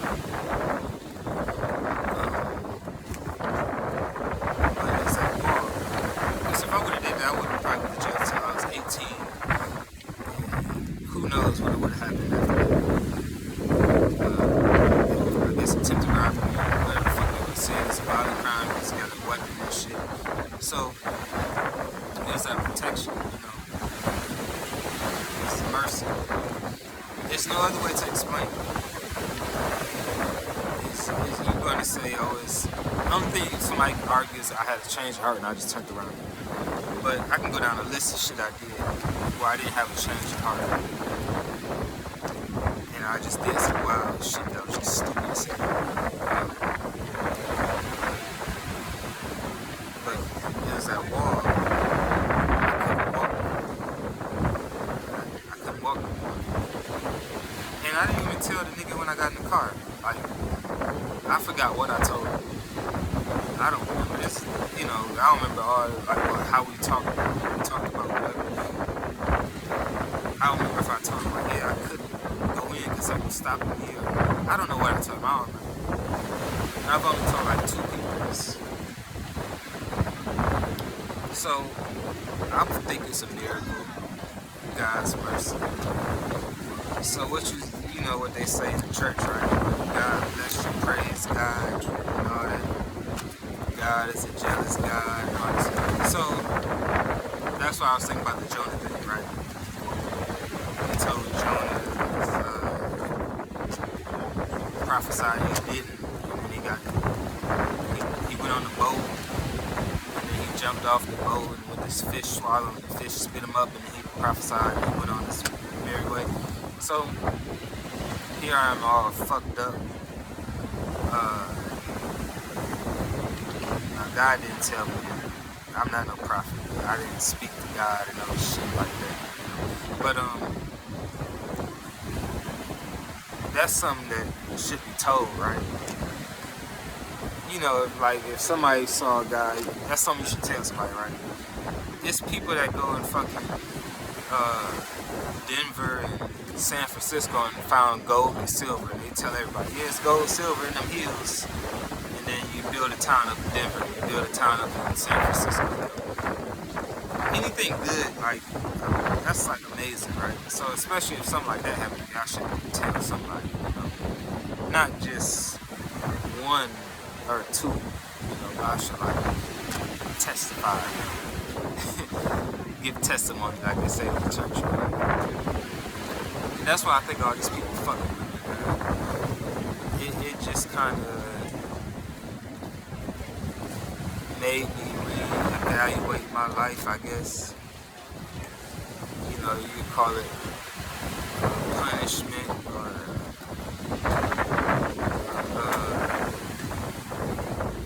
a rude awakening, or, you know, whatever you want to call it. Something to get my mind right. That's what I think all this shit is happening for. It's because I'm just being like disobedient, you know, rebellious, or whatever you want to call it. You know.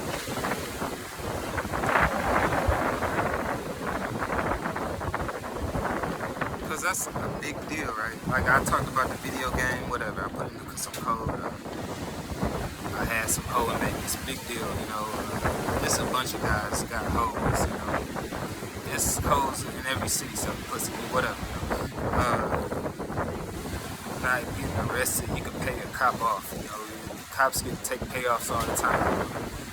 They pay a lawyer, they can pay off a judge. No big deal, right? But not being prevented from doing so, like physically prevented from something. Like, that's like, you can say it was an angel, you can say it was the presence of God. I don't know what it was, but it was something physical. If I had to guess, I would say it's just some little angel. I don't think it was God Almighty himself, you know. He just probably just sent some angel. Now, another thing I noticed, like how you can see people's shadows. I've noticed this a lot.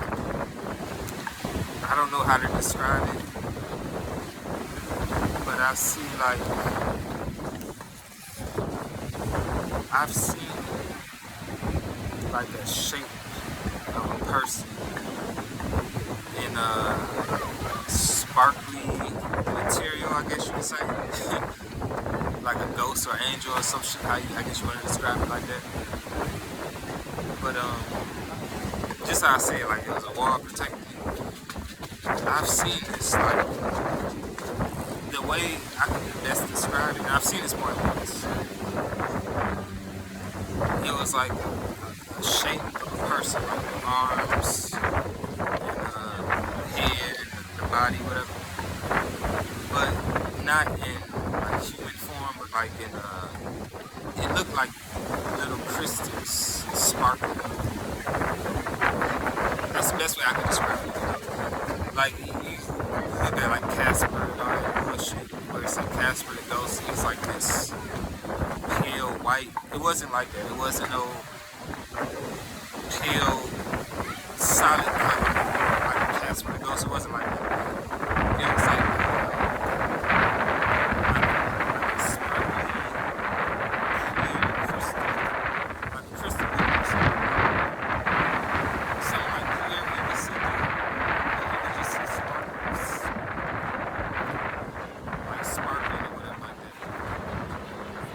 I could describe it, you know.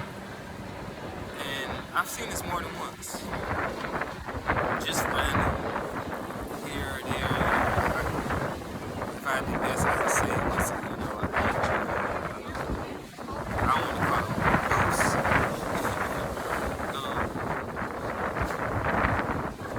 And one more thing, like when I was young, I used to pray, right? You know, I grew up going to church. I used to pray. Get on my knees and pray, ask for forgiveness and repent. I haven't did that in my life. I never forget. I was at home as a missionary. I was like 17, 16, around this, I forget the exact age. And, you know, I got on my knees.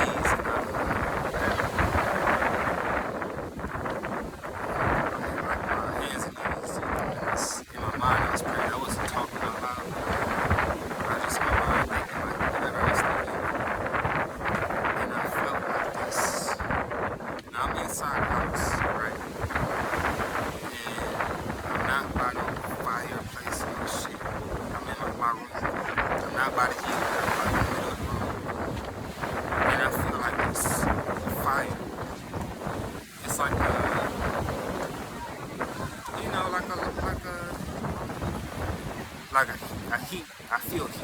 I felt like heat, but you know, it was like out of the blue, right? It was like, you know, I was just praying to myself, whatever, and then I felt like it's like this heat on my back, you know, because I was down on the ground praying, like on my knees, and I was by myself. I wasn't in front of nobody. And I felt like this heat surrounded me, like this hot ass. It wasn't like the type of heat like how I'm outside now in the sun and start sweating. It was like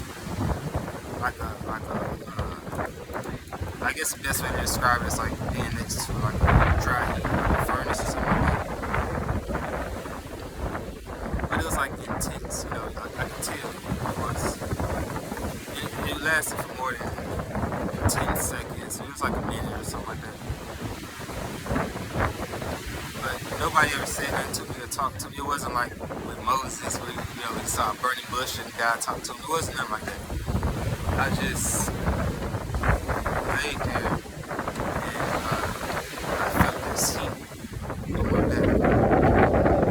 Like this intense heat out of the blue. Now I remember what I prayed for, but I'll never forget. It's out of the blue. I just felt this warm heat all of a sudden.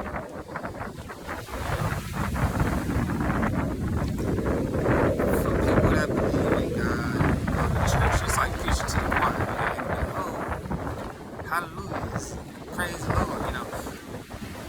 You don't need much to convince them. You know, they already believe whatever, but to people who don't, you know, they gonna say whatever. I'm making it up. It's a coincidence or I'm lucky and all this shit, right? I was, I mean, that's what I'm gonna say. It's like a wall. I couldn't walk past. But it wasn't no wind blowing or nothing like that. You can see I had to change of heart. I ain't had no change of heart. Where I was scared. I wasn't scared. It's Detroit. I wasn't in. What's one of them cities where motherfuckers be all scared and shit? I don't know. Detroit ain't no bunch of scared niggas in Detroit.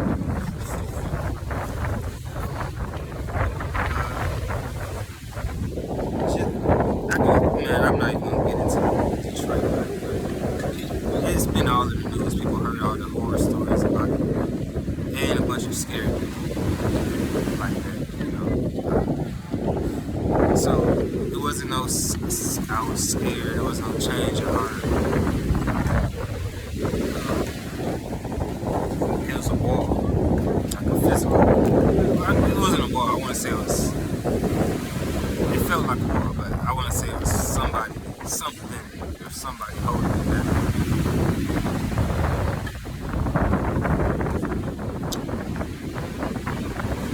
And I've only told two people this. I told a hoe, one of these hoes I'm fucking out there now. So white, I told her, and I told the other white hoe in Vegas. I ain't never told my parents this, I don't think. Yeah, that's the only two people I told, prostitutes.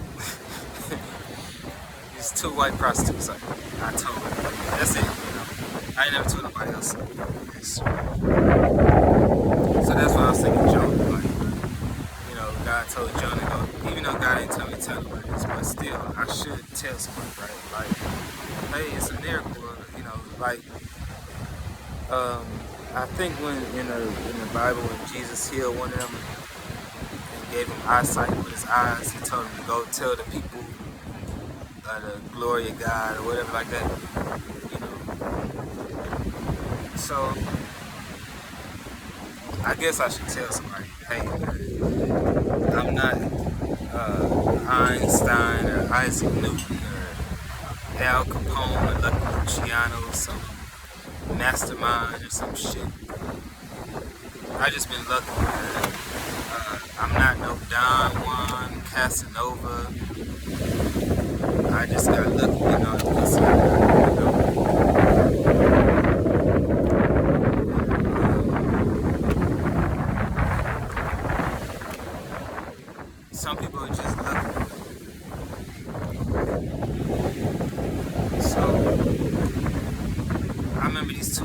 was talking when I was in Detroit at the library, because I was on an investigation here too. So they talking, they running down to each other. I didn't hear anything he was saying, but he was telling me, he's like, yeah, telling them about my case, because some niggas think I should be in jail, they think I'm lucky or whatever. So he was telling me, he's like, whatever happened with me, and the guy asked me, he's like, was it skill or was it luck? He was talking about the whole thing, because it is a way you can deal with a hoe and not get arrested, I didn't know at that time. Now I know how to avoid all the laws and shit, but back then I didn't know. So the guy, he was asking about that, I'm guessing. I know they was talking about me, I know that for sure. And then the guy he's like, it's some luck, some skill. And I would say it's some of God's mercy.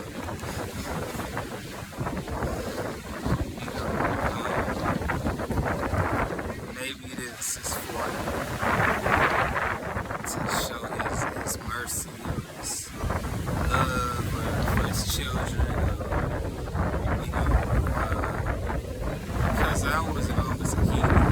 At the time, it was a time where I tried to be like spiritual and all that. And I would fast and study the book of Leviticus and Numbers and I read the whole Bible, study the laws and try to follow the laws and like it's one law in there. Only Jewish people will know what I'm talking about when I'm talking about this, because you really gotta understand the Torah and all about that. So it say when you get married, right? See, it's funny, everybody pretty much when they get married, they wait. Well, most people have sex before they get married nowadays, but it was a time when people would wait to have sex with the bride when they got married. And then you had a honeymoon, right? So, but in the Bible, this is how it describes the wedding. It says, I forget the damn chapter and verse. I think it's in Leviticus. So it say, Jews will know what I'm talking about. If you know the Torah, you know what I'm talking about. They say you go in unto the girl, and if you're satisfied, you keep her. Basically, you have sex with her before you marry her. Who gonna marry some bitch with some lousy pussy, right? So you go in into her. If you're satisfied, you marry her. If not, you pay. What do they call it? They call it a fee, not a fee, a dowry.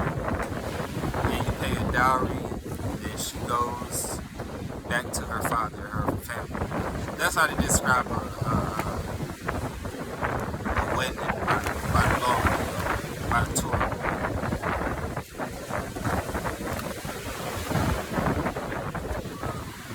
This one Jewish guy, he gave me the Torah when I was at this Pontiac, Michigan. This Jewish guy, I was at the festival, and he was just handing out Bibles and pamphlets and stuff, so he gave me this. So I read the Torah too. It's basically Torah, Old Testament, same thing. But yeah, it says that, you go in into, I forget the exact words, you go in unto the woman, they use that old English. But no, you go in, have sex with her. If it's good, you marry her. If not, you pay the dowry. That's how. See, the way the laws is, at least in America, it's not like that. You gotta marry somebody, then you gotta divorce and pay half and all this shit.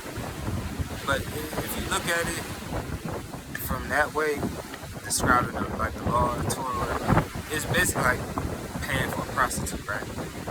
You go in, have sex, give her the money.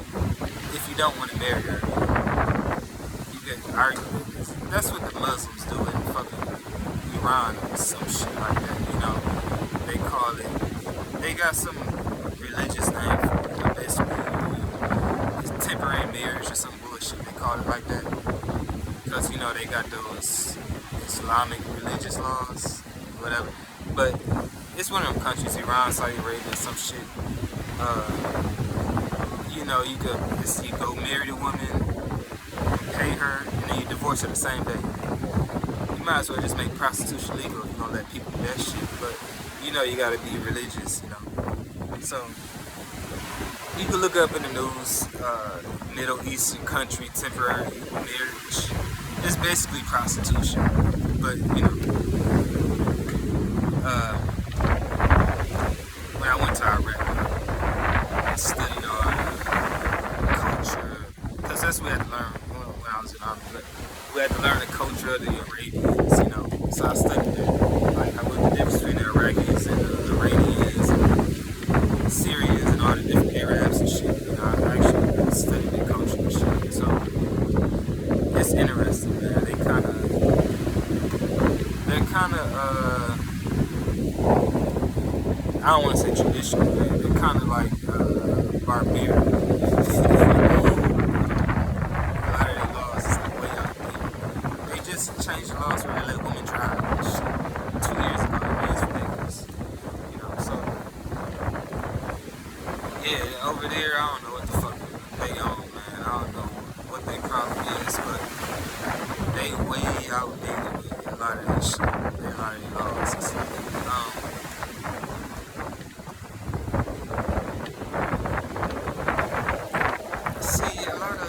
I'm not just gonna bash the Arabs, you know. The Taiwanese, the difference between the Chinese and the Taiwanese is like a lot of Taiwanese like vegetarian.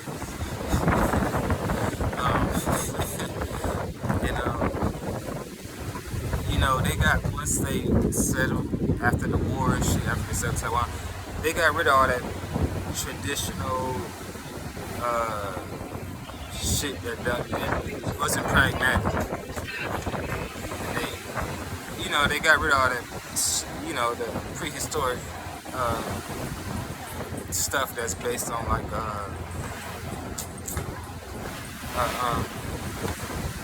whatever you call it,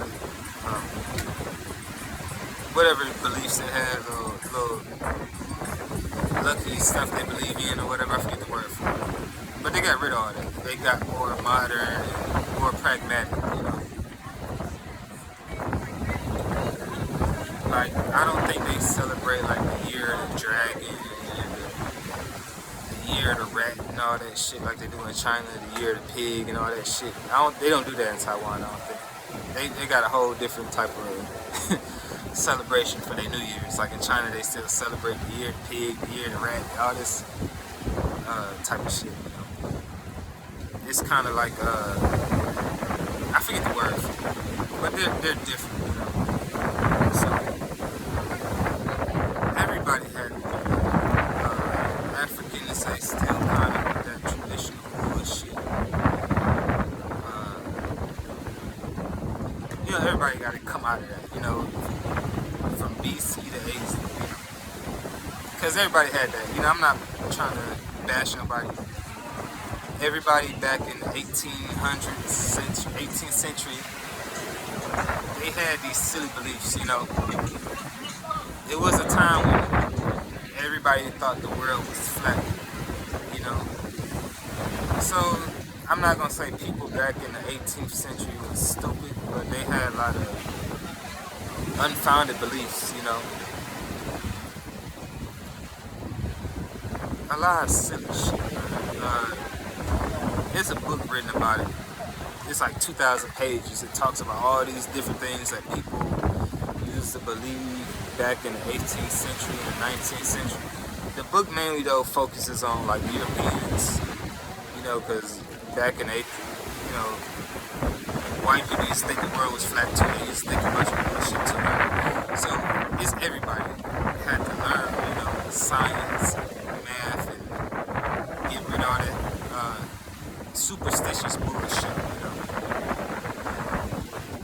Somebody might say, oh, you're being superstitious, you know. I'm not going off just read. Yeah, I read the Bible. I'm not going to do something. A lot of people, that's what they go off. Oh yeah, I read the Bible. And the Lord says this in this chapter. The Lord says this in that chapter. They just going off what they read, But they haven't like physically had any experience, right? This was a physical experience. I'm not saying because of this everybody should be Christian or Muslim or whatever.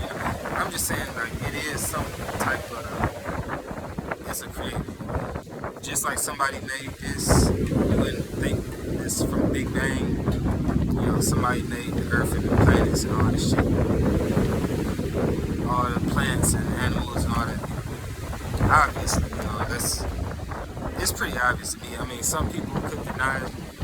Just like it's obvious the Earth is round, right? But it was a time people thought it was flat. But like, nobody talked to me. God didn't talk to me on the mountain and shit like Moses. I just felt that physical. It was physically something. What else is it? What else would that be? I'm just putting two and two together. That's the only thing that makes sense. Now, just because that happened doesn't mean I'm gonna stop sleeping with prostitutes or going to the strip club. I'm still gonna buy pussy, but I am admitting, God is mercy. He has mercy. He's forgiving.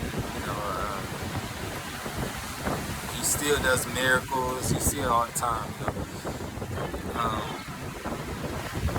If you put two and two together, you can just see like if something was a miracle. If something not normal happens that doesn't usually happen, like this was a miracle.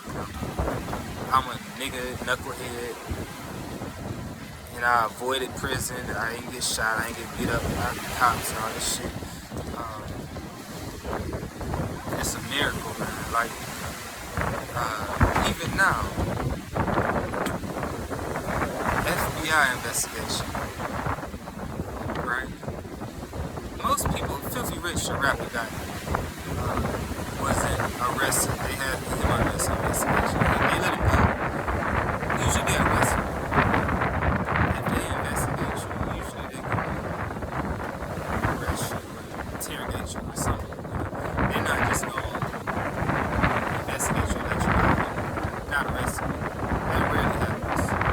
Unless you like Al Capone, a mob boss, they know not to fuck with them, But like just some average little street guy, like they call me small. That's what they call me. I heard them talk, They'd be like, oh, how big is it? And the lady's just like, oh, he's small. That's how they refer to criminals. Big criminal is small. That's how they talk to me. He's small, I'm a little guy, a little fish. That's how they call it. I'm not no big kahuna. Or whatever the fuck they call my boss, So they could fuck with me with all types of shit, right? And there'll be it ain't like you can't fuck with Al Capone and somebody gonna get killed, right? But like me, they can put funny shit, play with games, and won't be no problems, man. You fuck with Lucky Luciano, you gonna get somebody killed, right? But me, they haven't. They do all this silly bullshit, but they haven't really fucked with me. I still buy pussy from prostitutes. I'm still going to the strip club, all that, So it hasn't really stopped me from doing what I do. It's just a little inconvenience. That's all.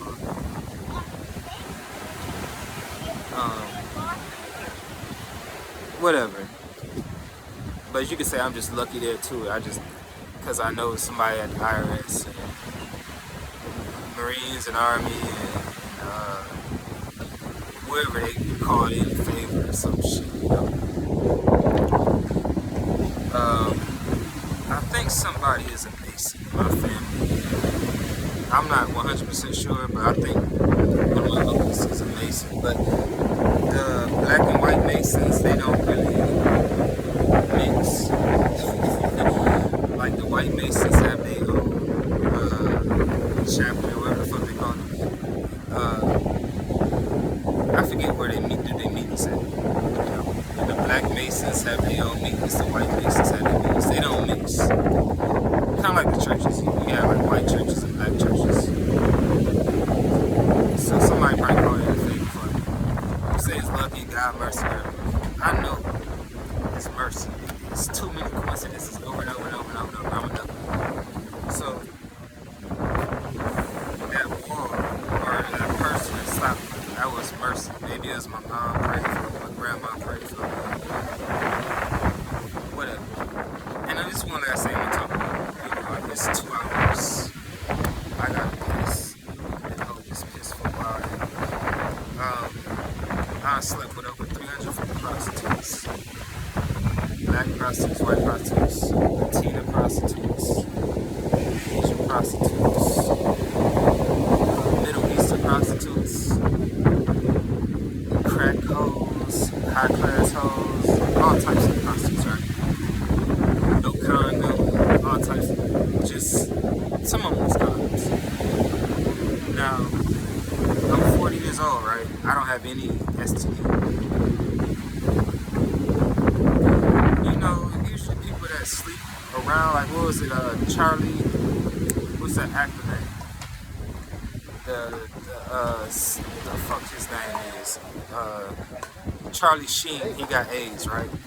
But he slept with like 1,000 women. I think a lot of them was prostitutes, but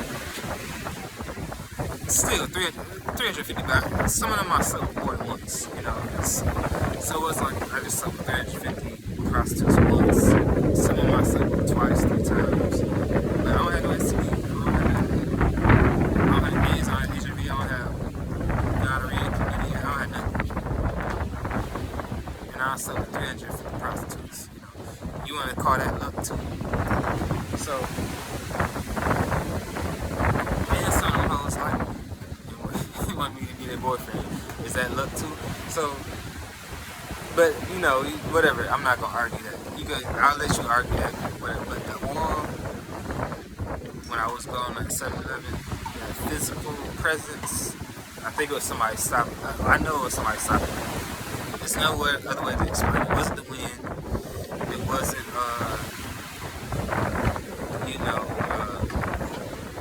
atomic particles or some shit.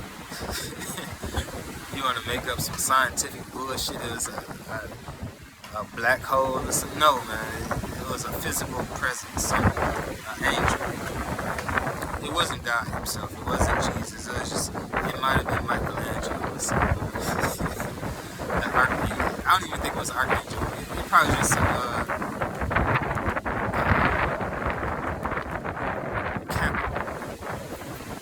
I don't know what, I'm sure the angels got the instruction. The archangel, the capos, it was some low-level angel. You ain't have to send the archangel for that. It's just a small task. Whatever the angels for. I don't know what the angel's purpose is. But capo and the mob, that's like a low-level person, whatever. Yeah, just a regular angel, just not big deal. And it wasn't a whole legion, and then I don't think, just 1 or 2. No big deal, just a little mercy. And I appreciate that. I would hate to be in jail right now, jacking off, not getting no pussy. Man, that's horrible. So that's it, I just had to testify. I wanted to do this in a church, or on a rooftop, or a diamond, somewhere like holy. They got over in Hawaii. They got a part of Hawaii where it's like a holy place, but it's a burial place. I wanted to do it somewhere that a holy place, So, but whatever. I just do it here. I get it in where I can get it in. Indoors would have been less than background noise or whatever. But see, this is how you know I ain't bullshitting. I'm outside. There's people walking around, swimming, looking at me crazy and shit. And they sit next to me and all this. So,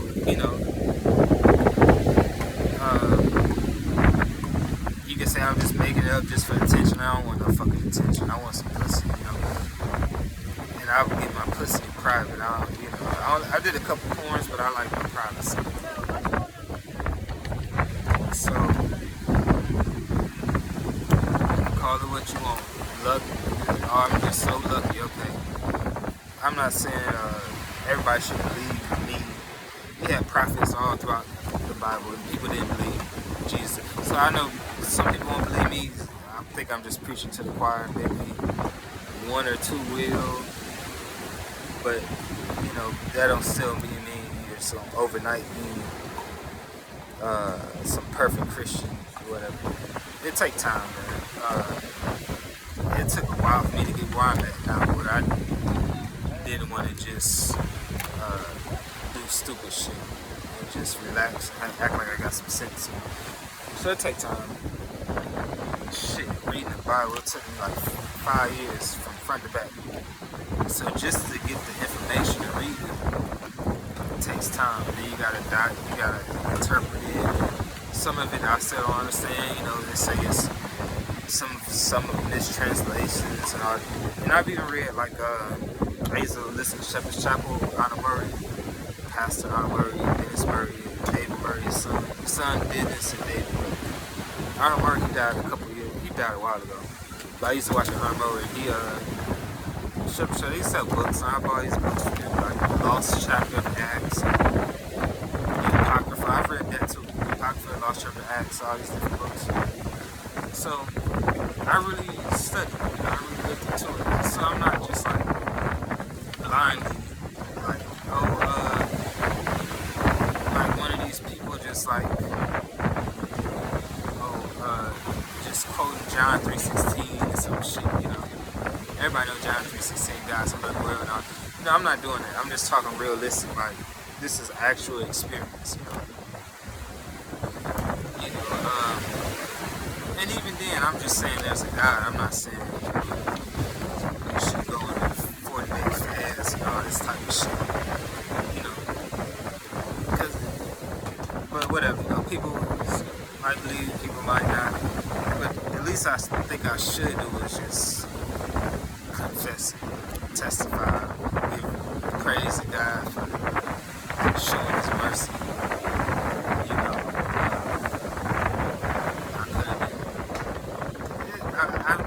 I looked up a lot of stuff that happened to me. I could have been dead, shot in jail, AIDS,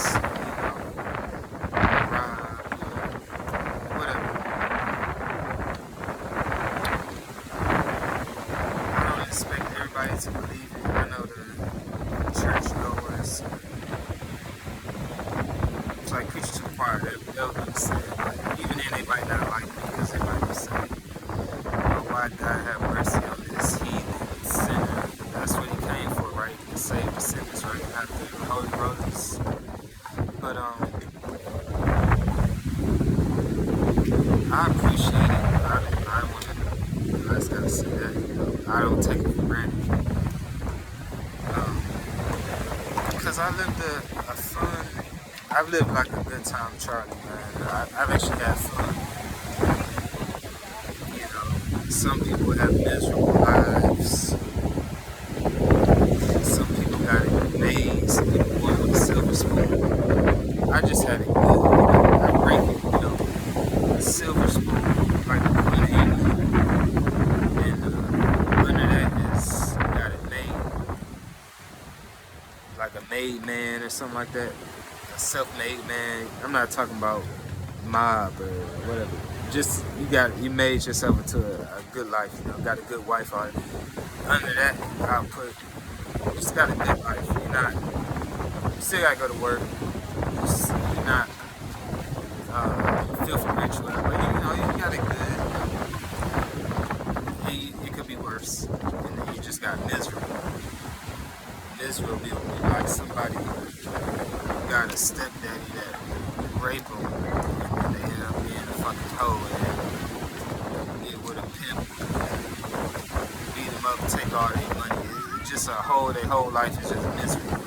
But like one of these spas, I've been in a lot of massage spas, you know, one of them Asian spas, and a girl gets sold, and and she ended up working in the spa for 10 years as a prostitute, forced into, people can have, like, be forced into misery, just a horrible life, slavery, obviously, still got slaves today, sex slave, whatever, regular slave, whatever, so yeah, I wasn't miserable, but I wasn't made either, I just had to do it, and I appreciate that, I've had a lot of good pussy, so I can't complain, I spent a little money here, had a couple cars, traveled to different places, I had it okay, I can't complain, so yeah, murder is mercy,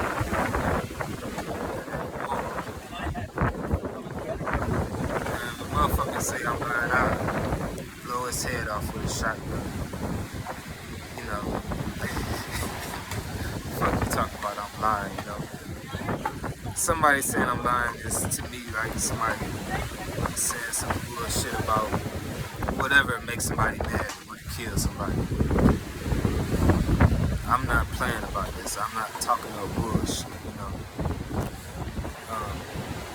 but I'm not going to blow nobody's head off if they make a comment or say some bullshit to me. But I take this serious. That's what I'm saying. I'm not just playing around or making up bullshit,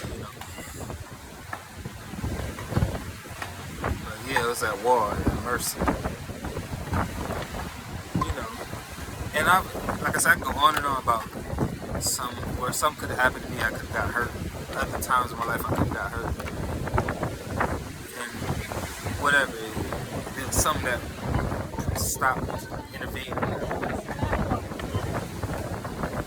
So people who believe, like with Ezekiel, our God showed the angels in the air, because Ezekiel was scared, and he showed him the angels, and he let him know he was protected.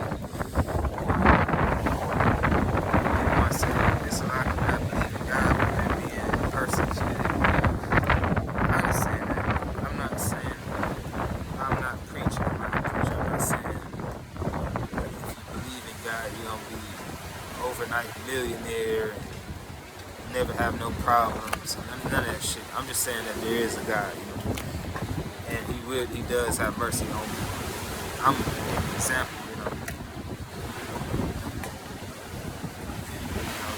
obviously he's not gonna have mercy on everybody. Some people are suffering, but me, I was lucky, I appreciate that.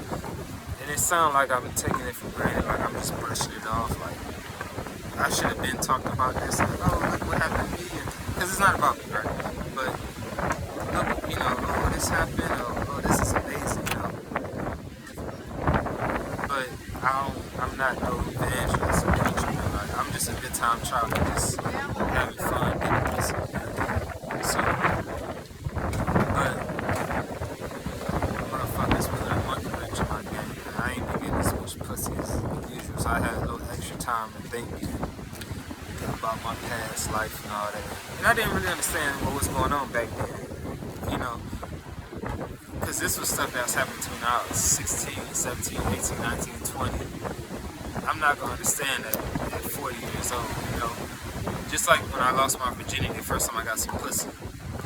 I'm not going to understand love and relationships the first time I get some pussy. The first time I get some pussy, I'm just going to know I'm in some pussy, getting my dick sucked, and it feel good, That's it.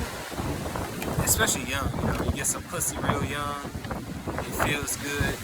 You don't understand love. You understand I'm getting some good pussy. Because I lost my virginity at 16.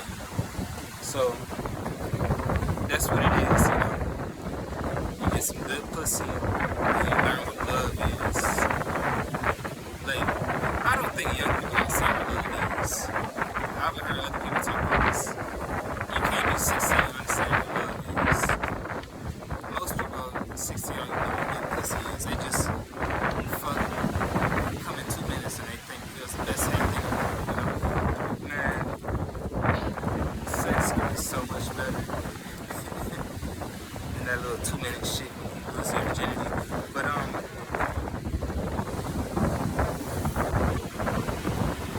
you don't understand it at the time.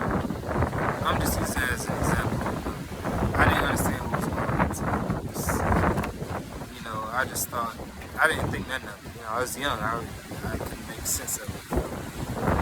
But so much stuff has happened to me over and over and over. It's like, wow, all these coincidences. Oh, I'm just lucky. I've heard people say I'm lucky, I'm untouchable. I'm not lucky. I'm not untouchable. Well, I'm a little bit lucky, but I'm not untouchable. It's mercy, you know. It's physical. Something physical. I'm black. Okay? Getting all types of white pussy. You think they don't want no white motherfucker to run and kill me? Even though, you know, I was born in the 80s, you still, Bill Gates' daughter, she dated some black guy. They had like this uproar online. Taylor Swift, I remember I used to follow her on Twitter. And she made this comment on Twitter about BBC and some guy. I was like, what the fuck, you okay? Why you talking about black guys, BBC? So,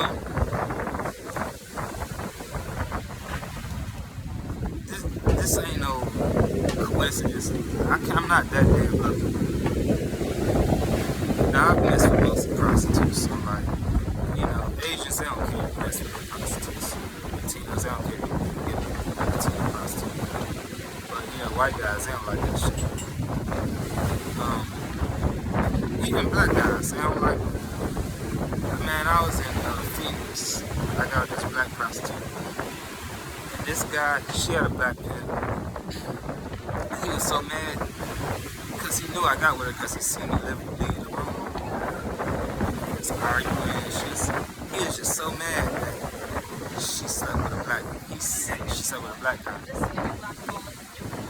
So the black guys are mad about that stuff too. But he didn't do nothing to me though. He was arguing with her and all. He ain't said nothing. Just see me. And she's out. There's a lot of prostitutes out there that say, she tell me to see black guys, but they'll see black guys and black people. So I know how it is. Anyway, it was that wall of attention. And I had to talk about all this stuff out there. So you see, I'm not goody two shoes. Change your heart, scary guy.